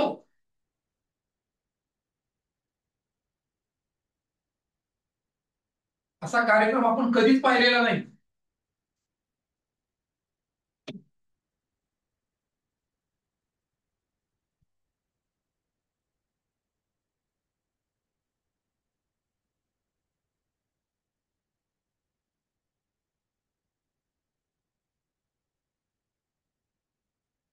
कधी चुकून सुद्धा पाहिलेला नाहीये आपण. बघितलंय का? अजिबात नाही बघितलं. मग अशा केसमध्ये मला ज्या दोघांमध्ये समजा यू आणि डी मध्ये कंपॅरिझन केलंय, तर मी आणि यू आणि डी ला कशा पद्धतीनं कनेक्ट केलं गेलं पाहिजे तेवढ्याच विचार करतो मी. यू आणि डी ला कनेक्ट करायचं असेल तर मला असं इथून असं एवढं जावं लागेल. माझ्यासाठी इकडला हिस्सा रुखवताचा हिस्सा असेल. मला डी आणि पी मध्ये केलं समजा, तर मी असं इथून इकडं जाईल. हे माझ्यासाठी रुखवताचा हिस्सा असेल. रुखवताचा हिस्सा असणं म्हणजे मग डोळ्यानं बघायचं, त्याच्याने काही खायला बियायला भेटत नाही ते सोडून द्यायचं. राईट. कळलं काय सांगितलं याच्यामध्ये? स्टेटमेंट अशा पद्धतीने एकत्रित करायचं. याच्यातलं सगळ्यात महत्वाचे दोन मुद्दे होते. इक्वल टूचं जर सिम्बॉल आलं तर ते अशा पद्धतीने लिहायचं. सगळ्यात महत्वाची केस आहे. आणि दुसरं होतं की यामध्ये तुम्हाला स्टेटमेंट्स एकत्रित करत असताना ती स्टेटमेंट एकत्रित होतात की नाही होतात हे पण कळलं पाहिजे. आणि जर ती स्टेटमेंट एकत्रित होत नसतील, IBPS TCS एक्झामच्या परीक्षेमध्ये 5 प्रश्न आली तर त्यातल्या 4 प्रश्नांमध्ये स्टेटमेंट्स एकत्रित होत नाहीत, तेव्हा आपल्याला निष्कर्षांना बघून ठरवायचं असते की नेमकं कोणा दोघांमध्ये कॉम्बिनेशन दिलेलं तेवढ्याच भागाला उचलून घ्यायचं, तेवढ्याच भागाचा विचार करायचा. राईट. आता नेक्स्ट स्टेप काय असतं तुम्हाला माहिती? आतापर्यंत आपण किती स्टेप्सचा विचार केला? 5 स्टेप्स झाल्या. आता याच्यातली नेक्स्ट स्टेप अशी आहे 6वी, की माझं का विधान एकदा का एकत्रित झालं की मी आता कशाच्या अँगलने विचार केला पाहिजे? निष्कर्षांच्या दृष्टीनं विचार केला पाहिजे. निष्कर्षांच्या दृष्टीनं विचार केला पाहिजे. आता मला कन्क्लुजन्सच्या ट्रूथ व्हॅल्यूज ठरवायच्या. राईट. आता निष्कर्षांच्या दृष्टीनं विचार करताना काहीतरी गोष्टी तुम्हाला लक्षात ठेवायच्या. तर मी इथं 6वा पॉइंट लिहितो मी आता आपला. एकत्रित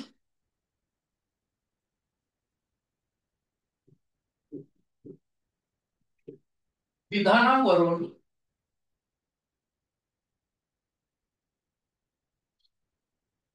राईट, एकत्रित विधानांवरून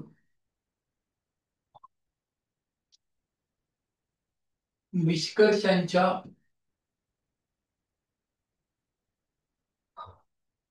सत्यतेची पडताळणी, असं टायटल आपण आता ते चेक करणार. त्याच्यामध्ये काही गोष्टी लक्षात ठेवायच्या तुम्हाला. त्यात सगळ्यात पहिल्यांदा तुम्हाला लक्षात ठेवायचंय या बाबतीत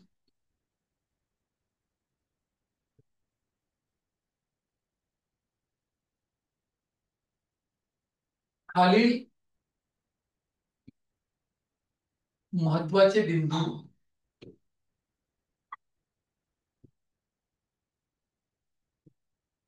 लक्षात ठेवा. आता आपल्याला उत्तरच काढायचंय. आणि तुम्हाला जेव्हा उत्तर काढायचं असतं ना, तेव्हा तुम्हाला काही इम्पॉर्टंट गोष्टी आहेत त्या तुम्हाला लक्षात ठेवाव्याच लागतील.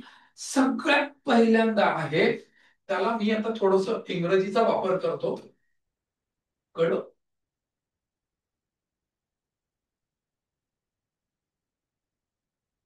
पहिला आहे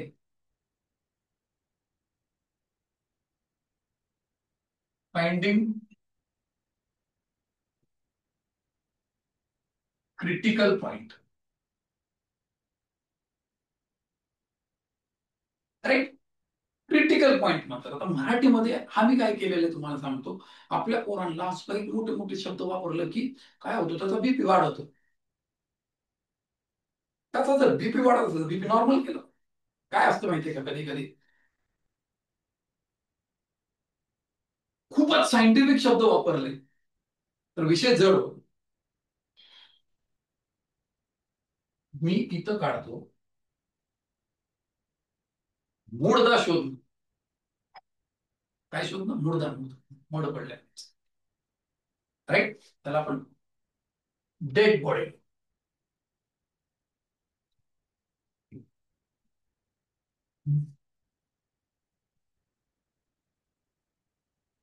आपल्या भाषेत डेड बॉडी शोधणे असे म्हणून.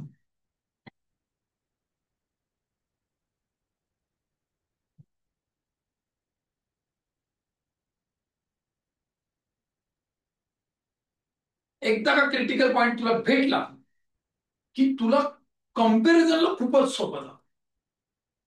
राईट.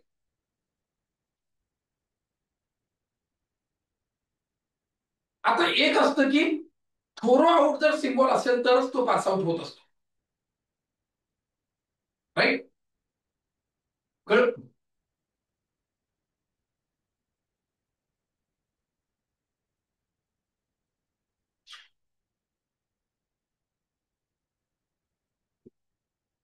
थोरोली आपण काय म्हणतोय त्याला असं सरळ तुलना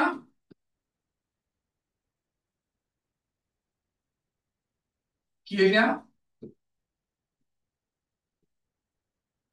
जाणाऱ्या दोन राशीत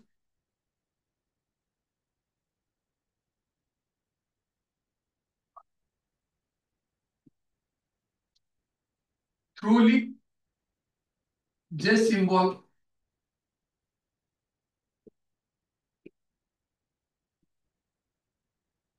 असते तेच सिम्बॉल निष्कर्षात येते. मी याला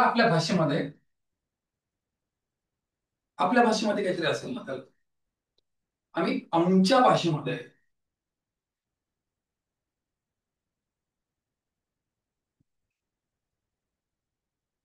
त्याला आपल्या भाषेत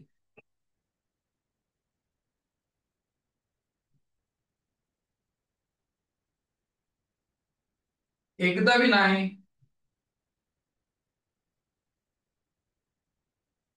नाही,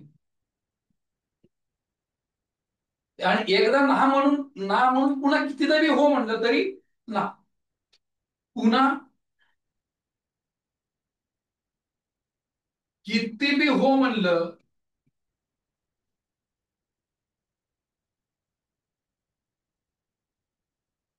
तरी नाही. पक्क लक्षात ठेवायचं हे वाक्य. डोळ्यावर जाऊन बसतो प्रॉब्लेम. एकदा बी नाही, नाही, आणि पुन्हा तू 10 वेळेस हो म्हण मला, माझा त्याला नकारच असेल. राईट. आणि तिसरं असेल स्प्लिट केस.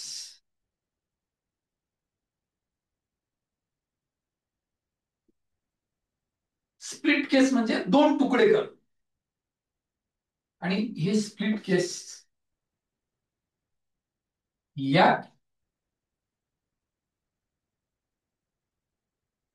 या केसवरून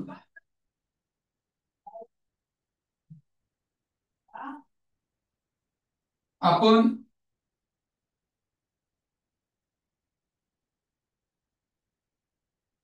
आयदर ऑर हा ऑप्शन ठरवत असतो. आयदर ऑर हे दोनदा येतं. संपूर्ण महाराष्ट्र फक्त स्प्लिट केसवरच बोलतो.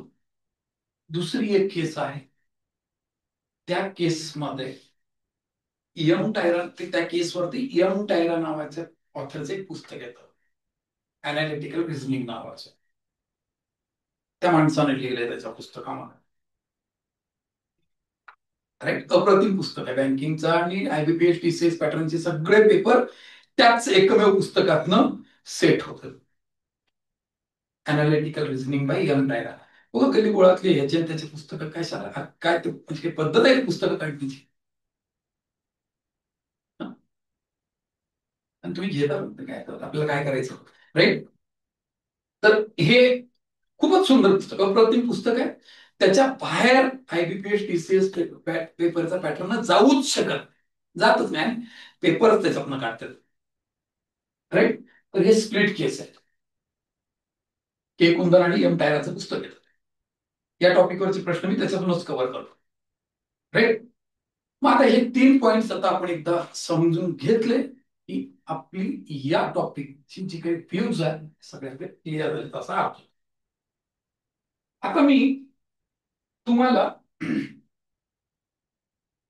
ह्या सगळ्या गोष्टी एकदा काय कुठल्या पद्धतीनं आपल्याला वर्किंग होतं याच्यावरती बोलूयात.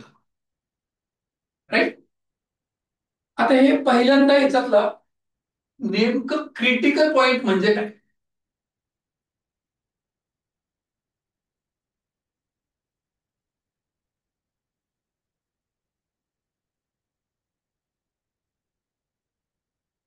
म्हणजे काय, त्यामुळे नेमकं काय होतं.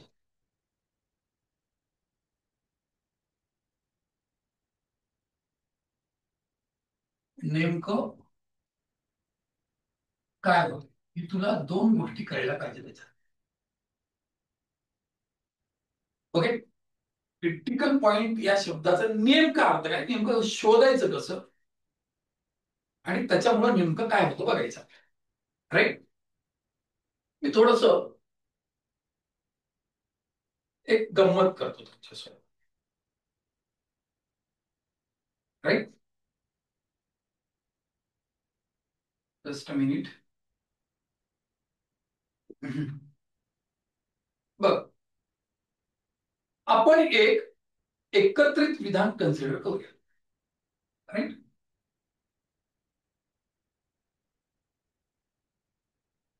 आपण एक खालील स्वरूपाची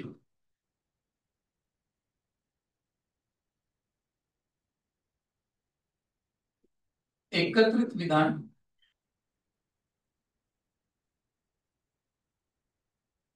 विचारात घेऊ.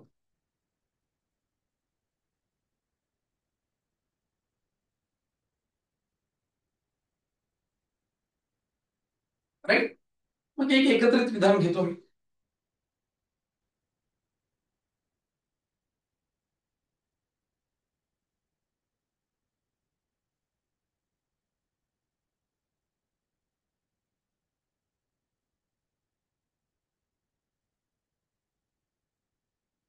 असं एक एकत्रित विधान घेतलंय.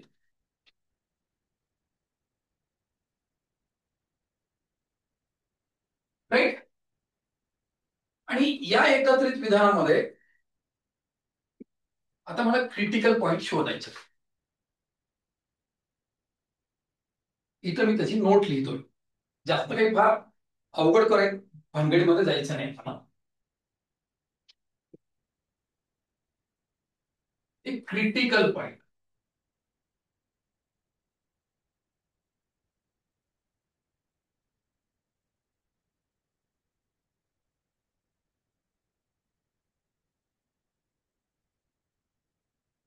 मी तुला आपल्या भाषेत सांगतो. त्याचा अर्थ असा असतो सोन्या,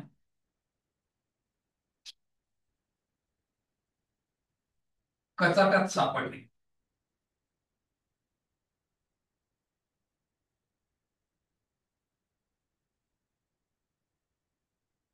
कचाट्यात सापडणं असं म्हणजे म्हणजे गोत्यामध्ये सापडणं असं. तर कचाट्यात सापडण्याचे प्रकार कसे कसे असतात तुम्ही सांगा.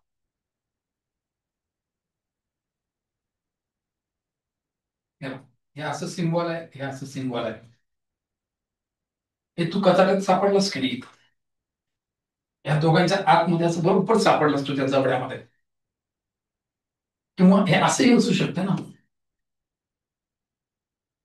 सापडलास ना कचाट्यामध्ये, राईट? हे सापडलास की नाही कचाट्यामध्ये? हे असं सापडलंच ना कचाट्यामध्ये, सापडलंच कचाट्यात, राईट? काय बोलायला कळते का? दोन सिंबॉलच्या आतमध्ये बरोबर भेटलास तू, खूपच्यात भेटल्यासारखं भेटलास त्याच्यात, तर त्यानेच म्हटलं तर कडचा त्याचा अडचणीत सापडलास, राईट? अजून एक प्रकार असतो कचाट्यात सापडण्याचा, तो असा प्रकार असतो. ह्याने इकडून टोचायला, त्याला तिकडून टोचायला, बरोबर तू आता मेल असतो तिथं, राईट? एक प्रकार असाही असू शकतो, एक प्रकार असाही असू शकतो, एक प्रकार तुझा असाही असू शकतो. म्हणजे तुम्ही कचाट्यामध्ये किती प्रकार सापडू शकतो? एकतर दोघांच्या जबड्यात, किंवा एकतर दोघांच्या टोचण्यामध्ये, राईट? असं जिथं जिथं होतं तिथं तिथं क्रिटिकल पॉइंट असतो. कळलं? एलपीपी नावाची एक मॅथमॅटिकल कन्सेप्ट येते की जी totally depend on the mathematical inequality, right? मला नांदेडला एक सर होते, लोखंडे सर. आमच्या लोखंडे सरांनी सांगितलेलं आहे केस की कचाट्यात सापडलं की एलपीपी ब्रेक होते, तिथं तिथं काही म्हणजे तू टेन्शनच घ्यायचं नाही, राईट? मग ही कचाट्यात भेटला पाहिजे, त्यावेळेस शिकवलेलं थोडंसं आठवलं, त्याचा वापर करतो मी. हे कचाट्यात भेटले, बिलकुल सापडले. किती प्रकारचे क्रिटिकल पॉइंट आहेत? एक तर जबड्यामध्ये सापडणे, किंवा एक तर टोचामध्ये सापडणं.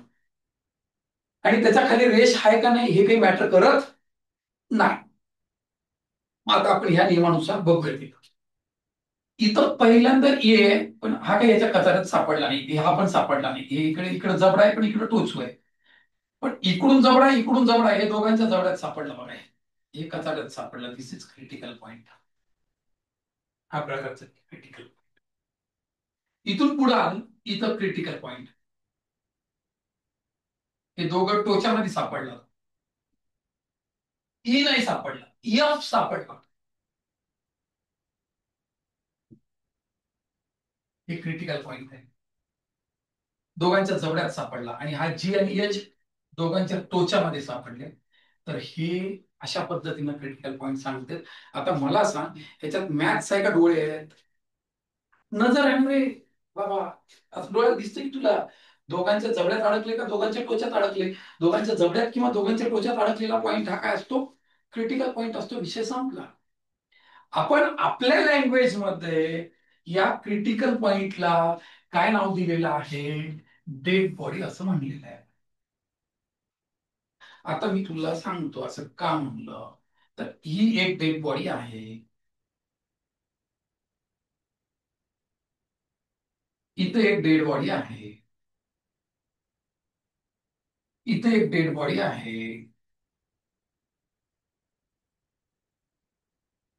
इथे एक डेड बॉडी आहे. आता खरं बघितलं तर हे जे मॅथमॅटिकल इनइक्वेलिटी नावाची कन्सेप्ट आहे, या कन्सेप्ट मध्ये आपण दोन राशींच्या मध्ये तुलना करत असतो. लहान आहे, मोठा आहे, लहान आहे बरोबर आहे, मोठा आहे बरोबर आहे, किंवा बरोबर आहे, असे पाच प्रकारची तुलना करत असतो. करेक्ट आहे? आता माझं म्हणणं काय, नीट आहे.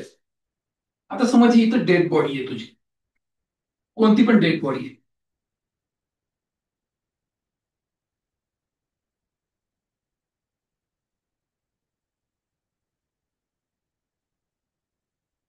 इथं डेड बॉडी पडलेली. आता हे मध्ये डेड बॉडी ठेवलेत, याच्या इकडे चार तिघ चौघ बसलेत, याच्या इकडे तिघ चौघ बसलेत. मध्ये डेड बॉडी आहे. ते मध्ये डेड बॉडी ठेवून इकडला माणूस इकडल्या माणसाला म्हणतो का की तुमच्याकडे जमीन किती एकर आहे? हं? तुम्ही श्रीमंत आहे का मी श्रीमंत आहे? तुमच्याकडे पैसा जास्त आहे का माझ्याकडे पैसा जास्त आहे? हा? तुझ्यात मस्ती जास्त आहे का माझ्यात मस्ती जास्त आहे? राईट. डेड बॉडी मध्ये ठेवून डेड बॉडीला क्रॉस करून कम्पॅरिझन होत नाही. म्हणजे इकडल्या कुठल्याच एलिमेंट सोबत इकडल्या कुठल्याही एलिमेंटचं इकडल्या कुठल्याही एलिमेंट सोबत इकडल्या कुठल्याही एलिमेंटचं इकडल्या कुठल्याही एलिमेंट सोबत कम्पॅरिझन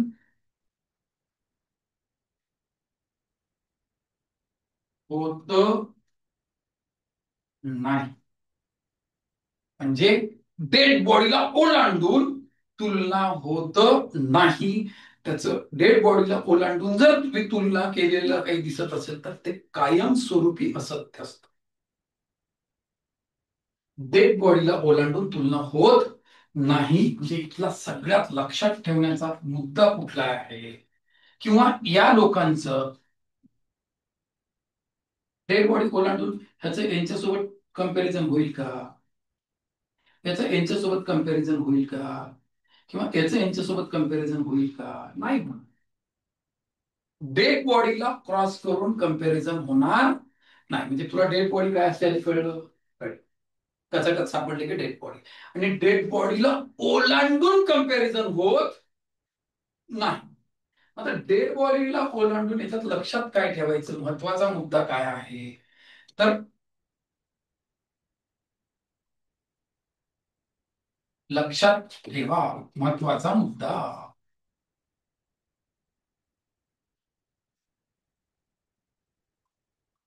डेड बॉडी क्रॉस करून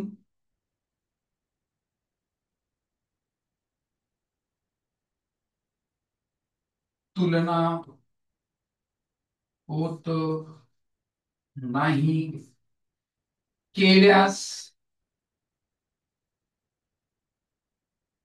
ते फॉल्स म्हणजे एफ असते. कुठं असतं ते? तसं केलं तर ते काय असतं? फॉल्स असतं. राईट. आणि आणखी एक गोष्ट असते, तर मध्ये डेड बॉडी आहे, असं इथं डेड बॉडी आहे, इथं मी आहे, असं इथं इथंपर्यंत लय भारी होता हो. म्हणजे माझ्यापेक्षा लय भारी, लय मन मोठं होतं त्याचं.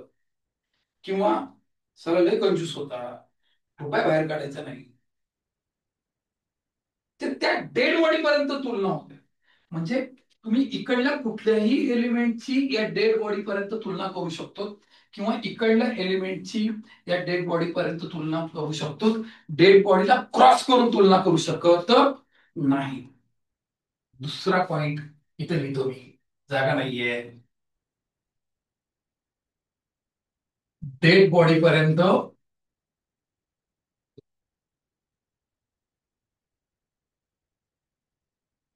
तुलना होते. डेड बॉडी पर्यंत काय होते? तुलना होते. राईट. म्हणजे इथं काय सांगितलं मी, या क्रिटिकल पॉइंटच्या केसमध्ये मी तुम्हाला आता असं सांगितलं की नेमकं क्रिटिकल पॉइंट कसा ओळखायचा. राईट. आणि क्रिटिकल पॉइंट ओळखल्याच्या नंतर दोन गोष्टी लक्षात ठेवायच्या, की ते क्रिटिकल पॉइंट म्हणजे मूळतः डेड बॉडी क्रॉस करून कम्पॅरिझन होत नाही. तसं केलं असेल तर ते कायमस्वरूपी काय असतं? फॉल्स असतं. आणि दुसरी गोष्ट असते, डेड बॉडी पर्यंत कम्पॅरिझन होत. राईट. आता मी याच्यातला दुसऱ्या पॉइंट कडे जातो. आता राहिले आता अंतिम दोन मुद्दे राहिले.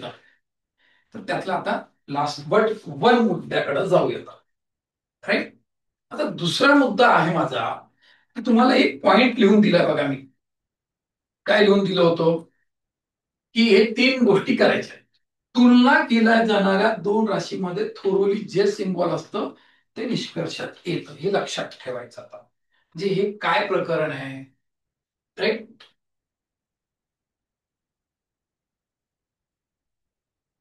तुलना करताना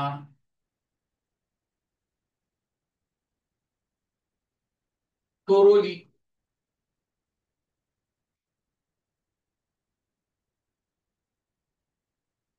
जे सिम्बॉल आहे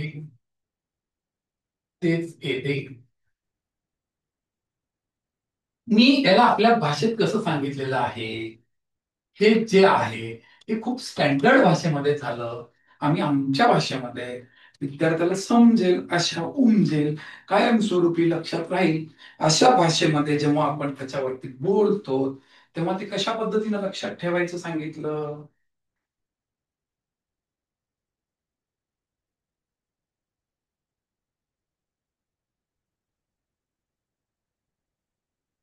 एकदा बी नाही.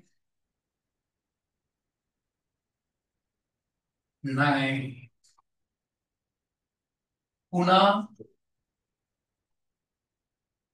किती बी हो.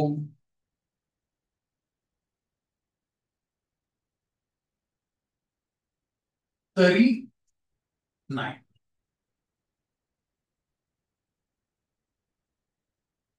राईट. मी आपलं काय करतोय, एक कंबाईन स्टेटमेंट घेतो, याचा अर्थ काय होतो तुम्हाला सांग. राईट. याचा वापर खालील उदाहरणाद्वारे समजून घेतो. राईट.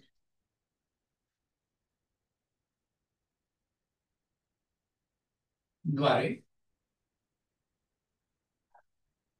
समजून घेऊ. एक खाली एक्झाम्पल घेऊयात आपण, एक कंबाईन स्टेटमेंट घेऊत आणि त्याच्यावरनं आपण ते समजून घेण्याचा प्रयत्न करूया. राईट. मग हे खालचं समजून घेत असताना काय होतं पहा. एक कंबाईन स्टेटमेंट घेतो. एकत्रित विधान.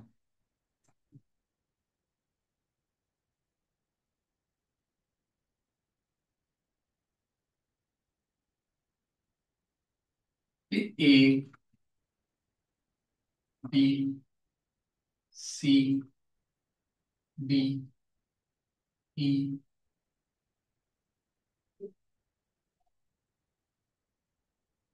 एफ, ए, जी, इथं एच आणि इथं आय एवढं मोठं घेतो मी, म्हणजे एकदाच तुला काय होईल की ते टेन्शनच राहणार. राईट. आणि मला काय करायचं आता याच्यामध्ये, काही निष्कर्ष काढायचे आहे.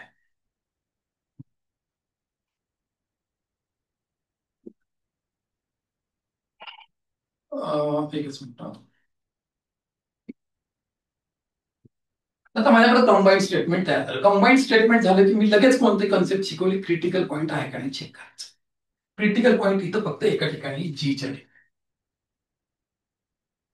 ही तुमची डेड ब्रेक. म्हणजे या डेड बॉडीला क्रॉस करून आपण कंपॅरिझन करू शकणार नाही. राईट. आता बघा, मला ए आणि बी मध्ये नेमकं कुठलं सिम्बॉल येते, ए आणि सी मध्ये नेमकं कुठलं सिम्बॉल येते, ए आणि डी मधलं कुठलं सिम्बॉल येते, ए आणि ई मध्ये कोणतं सिम्बॉल येते, ए आणि एफ मध्ये कुठलं सिम्बॉल येईल, ए आणि जी मध्ये कुठलं सिम्बॉल येईल, ए आणि एच मध्ये कुठलं सिम्बॉल येईल, ए आणि आय मध्ये कुठलं सिम्बॉल येईल, बी आणि सी मध्ये कुठलं सिम्बॉल येईल, बी आणि डी मध्ये कुठलं येईल, बी आणि ई मधले कुठलं सिम्बॉल येईल, बी आणि एफ मध्ये कुठलं सिम्बॉल येईल, बी आणि जी मध्ये कुठलं सिम्बॉल येईल, बी आणि एच मध्ये कुठलं सिम्बॉल येईल, बी आणि आय मध्ये कुठलं सिम्बॉल येईल, सी आणि डी मध्ये कुठलं सिम्बॉल येईल, सी आणि ई मध्ये कुठलं सिम्बॉल येईल, सी आणि एफ मध्ये कुठलं सिम्बॉल येईल, सी आणि जी मध्ये कुठलं सिम्बॉल येईल, सी आणि एच मध्ये कुठलं सिम्बॉल येईल, सी आणि आय मध्ये कुठलं सिम्बॉल येईल, डी आणि ई मध्ये कुठलं सिम्बॉल येईल, डी आणि एफ मध्ये कुठलं सिम्बॉल येईल, डी आणि जी मधले कुठे येईल, बी आणि एच मधले कुठलं सिम्बॉल येईल, एवढं चेक तरी करू. बघा. आता पहा. आता मी काय म्हणलं होतं, एकदा बी नाही नाही, पुन्हा कितीदा बी हो, मग काही देणं घेणं नाही. आता तुला तुलना पुन्हा करायची आहे ए आणि बी मध्ये करायचं आहे. आपल्याला नेहमी आपलं जेवढं टार्गेट असते ना त्या टार्गेटच्या मध्येच काम करायचं असतं. टार्गेटच्या बाहेरचं आपल्यासाठी रुखवताचं सामान असतं. आता मला ए आणि बी मध्ये टार्गेट करायचंय. मला इथून सगळं रुखवताचं सामान आहे. त्या दोघांच्या दरम्यान जे काही असेल ते येईल. त्या दोघांच्या दरम्यान ए आहे खलास. आता ए आणि सी च्या दरम्यान, ए आणि सी च्या दरम्यान इथून मला काही देणं घेणं नाही. तर एकदा बी नाही बघा. आता हे आहे, हे आहे, म्हणजे इथं पण आहे. खालची रेष इथं बी आहे, इथं बी आहे, इथं बी आहे. कळलं? आता ए आणि सी मध्ये, ए आणि डी मध्ये, पण इथून पुढे मला काही देणं घेणं नाही. मग इकडलं सिम्बॉल आहे, सिम्बॉल आहे, सिम्बॉल आहे, तर इथं बी आहे. खालची रेष इथं आहे, इथं आहे, इथं आहे, म्हणजे इथं पण आहे. आता ए आणि ई मध्ये तुलना करताना इकडलं वरचं सिम्बॉल आहे, आहे, आहे, आहे, मग सगळीकडे आहे, तर इथं बी आहे. आता इथं आहे, इथं आहे, इथं आहे, पण इथं नाही. एकदा बी नाही तर पुन्हा नाही, म्हणजे त्याच्यातला विषयच संपला. म्हणजे हे इतर रेष येणार नाही. ए आणि एफ मध्ये, ई आणि एफ एकच आहे. म्हणजे ए आणि एफ मध्ये करताना हे आहे, हे आहे, हे आहे, हे आहे, हे आलं. इथं खालची रेष इथं आहे, इथं आहे, इथं आहे, पण इथं नाही. त्याच्यापर्यंत पोहोचजेपर्यंत एकदा नाही म्हणले, एकदा नाही तर एकदा नाही म्हणजे नाही, पुन्हा नाहीच घेणारच नाही तिथे, म्हणजे त्याचा विषय संपला. ई आणि जी मध्ये, ई आणि जी मध्ये वरचं तोंड आहे, सगळीकडेच आहे जी पर्यंत, पण खालची रेष इथं बी नाही, इथं बी नाही. अरे एकदा नाही ते पुन्हा नाही, म्हणजे ते खाली रेष येणार नाही. ए आणि एच मध्ये, ए आणि एच मध्ये तुलनाच होणार नाही. का नाही होणार? मध्ये कुणाची बॉडी आहे? जी ची डेड बॉडी पडलेली आहे. मध्ये मध्ये ठेवून तुलना केलं जात नाही. राईट? ए आणि आयच्या मध्ये, ए आणि आयच्या मध्ये ही डेड बॉडी आहे. डेड बॉडी असेल तर तुलना होत नाही. बी आणि सी च्या मध्ये, आता या दोघांमध्ये इकडलं पण रुपवताचं झालं, तिकडलं पण रुपवताचं झालं. रुपवताचं म्हणजे अननेसेसरी झालं तुझ्यासाठी. तुला जेवढं दिलं तेवढ्यावरच काम करायचं असतं. बी आणि सी मध्ये जे सिम्बॉल आहे ते आहे. बी आणि डी मध्ये हे आहे, हे आहे. खालची रेष इथं बी आहे, तिथं बी आहे, म्हणजे तिथपर्यंत पोहोचजेपर्यंत सगळीकडे आहे, म्हणजे इथं पण आहे. बी आणि ई मध्ये, बी आणि ई मध्ये हे सिम्बॉल आहे. इतर रेषा पण ई पर्यंत पोहोचजेपर्यंत खालची रेष गायब झाली आहे. एकदा नाही म्हणले, एकदा बी नाही म्हणलं की विषय संपला. बी आणि एफ मध्ये वरचं सिम्बॉल सगळीकडे आहे, पण खालची रेष इथं दोनदा आहे, पण एकदा नाही म्हणले. एफ पर्यंत पोहोचेपर्यंत एकदा नाही म्हणले, एकदा बी नाही म्हणलं की नाही. बी आणि जी मध्ये, बी आणि जी मध्ये बी पासून जी पर्यंत जाईपर्यंत हे सिम्बॉल आहे. खालची रेष एकदा नाही, दोनदा नाहीये. अरे एकदा बी नाही म्हणली असते तर घेतलं नसतं. आता जर दोनदा म्हणल्यावर तर विषयच नाही. बी आणि एच मध्ये डेड बॉडी आहे, डेड बॉडी आहे म्हणजे कंपॅरिझन होत नाही. बी आणि आय मध्ये डेड बॉडी आहे म्हणजे कंपॅरिझन होत नाही.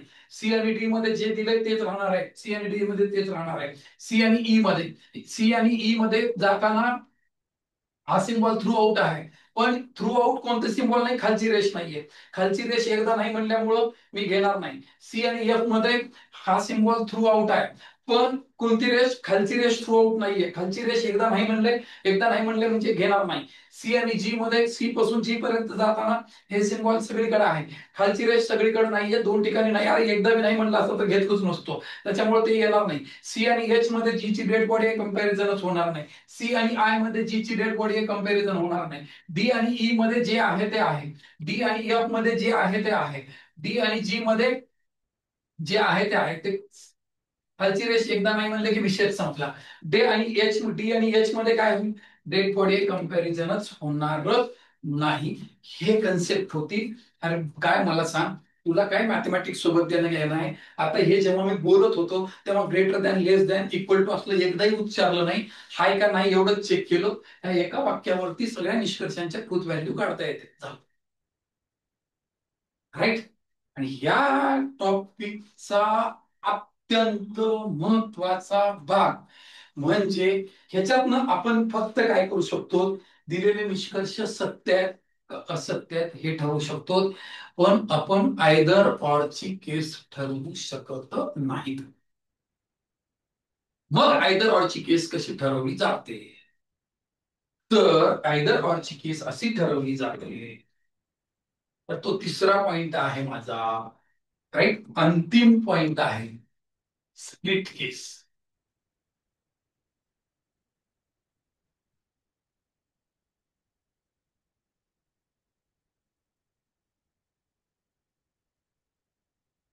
राईट? तर या स्प्लिट केस मध्ये काय होतं बघा.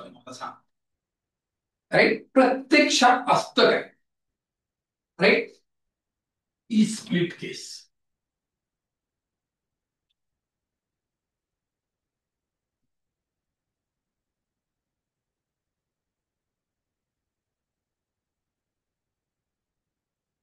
दिलेल्या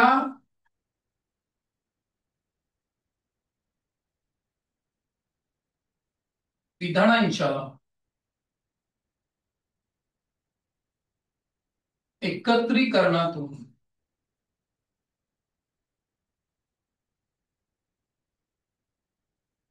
आपल्याला पी व टीच्या दरम्यान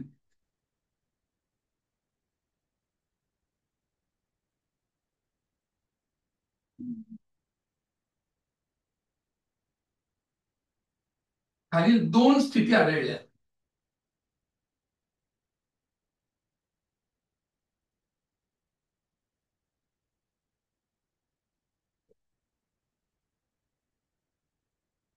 समजा प्रेक्षक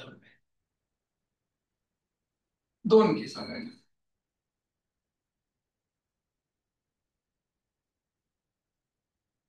राईट, कोणत्या दोन केस आढळल्या? समजा एक तुम्हाला आढळलं, आढळणं म्हणजे तुमच्या हे डोळ्याला दिसलं असं.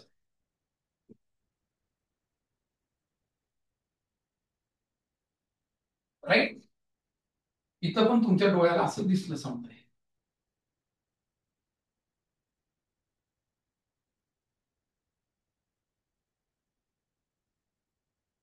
पण निष्कर्षामध्ये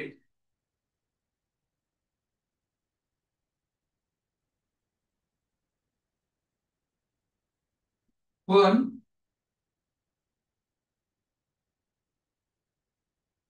निष्कर्षांमध्ये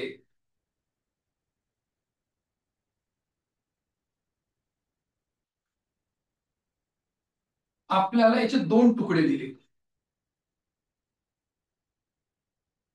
आता निष्कर्षामध्ये एक निष्कर्ष, दुसरा निष्कर्ष.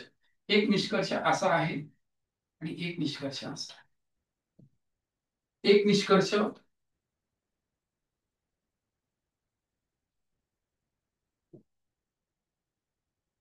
या विधानाचे किती तुकडे होते? दोन तुकडे होते. या विधानाचे पण किती तुकडे झाले? दोन तुकडे झाले. स्प्लिट केलं ना, त्याला स्प्लिट म्हणूनच म्हणला. राईट, मग नीट लक्ष दे.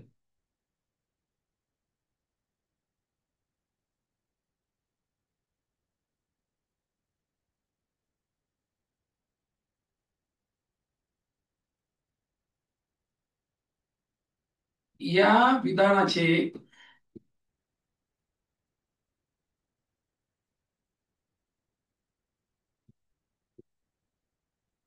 झालेले दोन तुकडे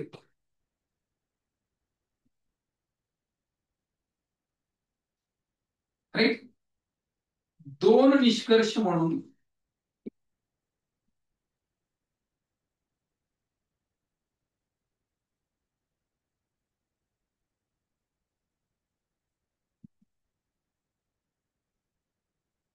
असल्यास ती निष्कर्षांची जोडी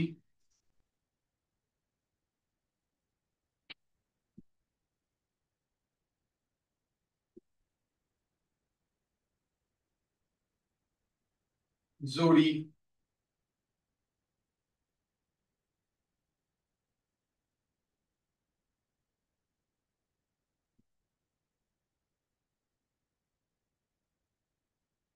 आयदर ऑर ची असते.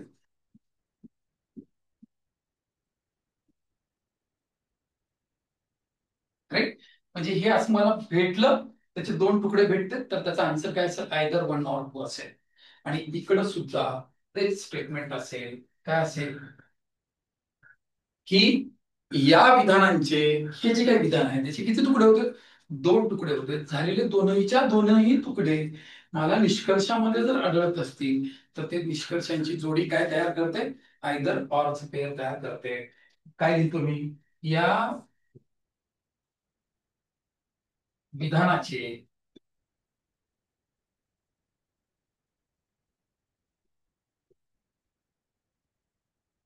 झालेले दोन तुकडे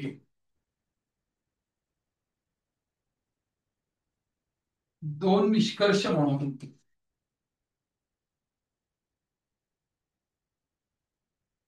निष्कर्ष म्हणून असल्यास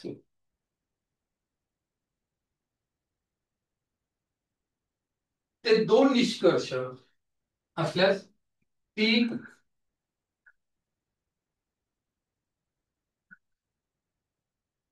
निष्कर्षांची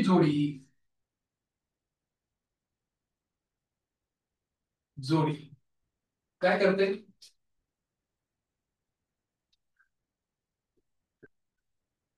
आयदर ऑरची असते कशाची जोडी असते ती आयदर ऑरची जोडी असते आता मला एक खाली जागा नाहीये तर मी काय करतो आणखी एक महत्वाचा पॉइंट लिहून देतो तुला ते लक्षात ठेव विधानांच्या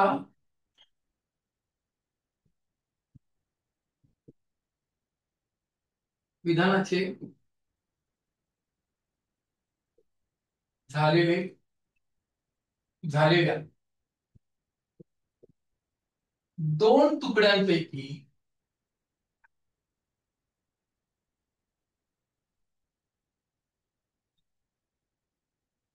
फक्त एकच फक्त एकच तुकडा निष्कर्षात असल्यास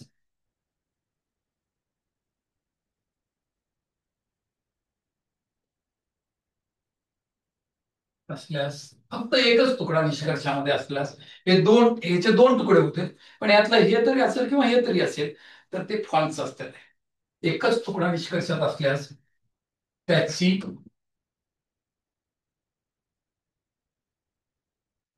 ट्रूथ व्हॅल्यू फॉल्स असते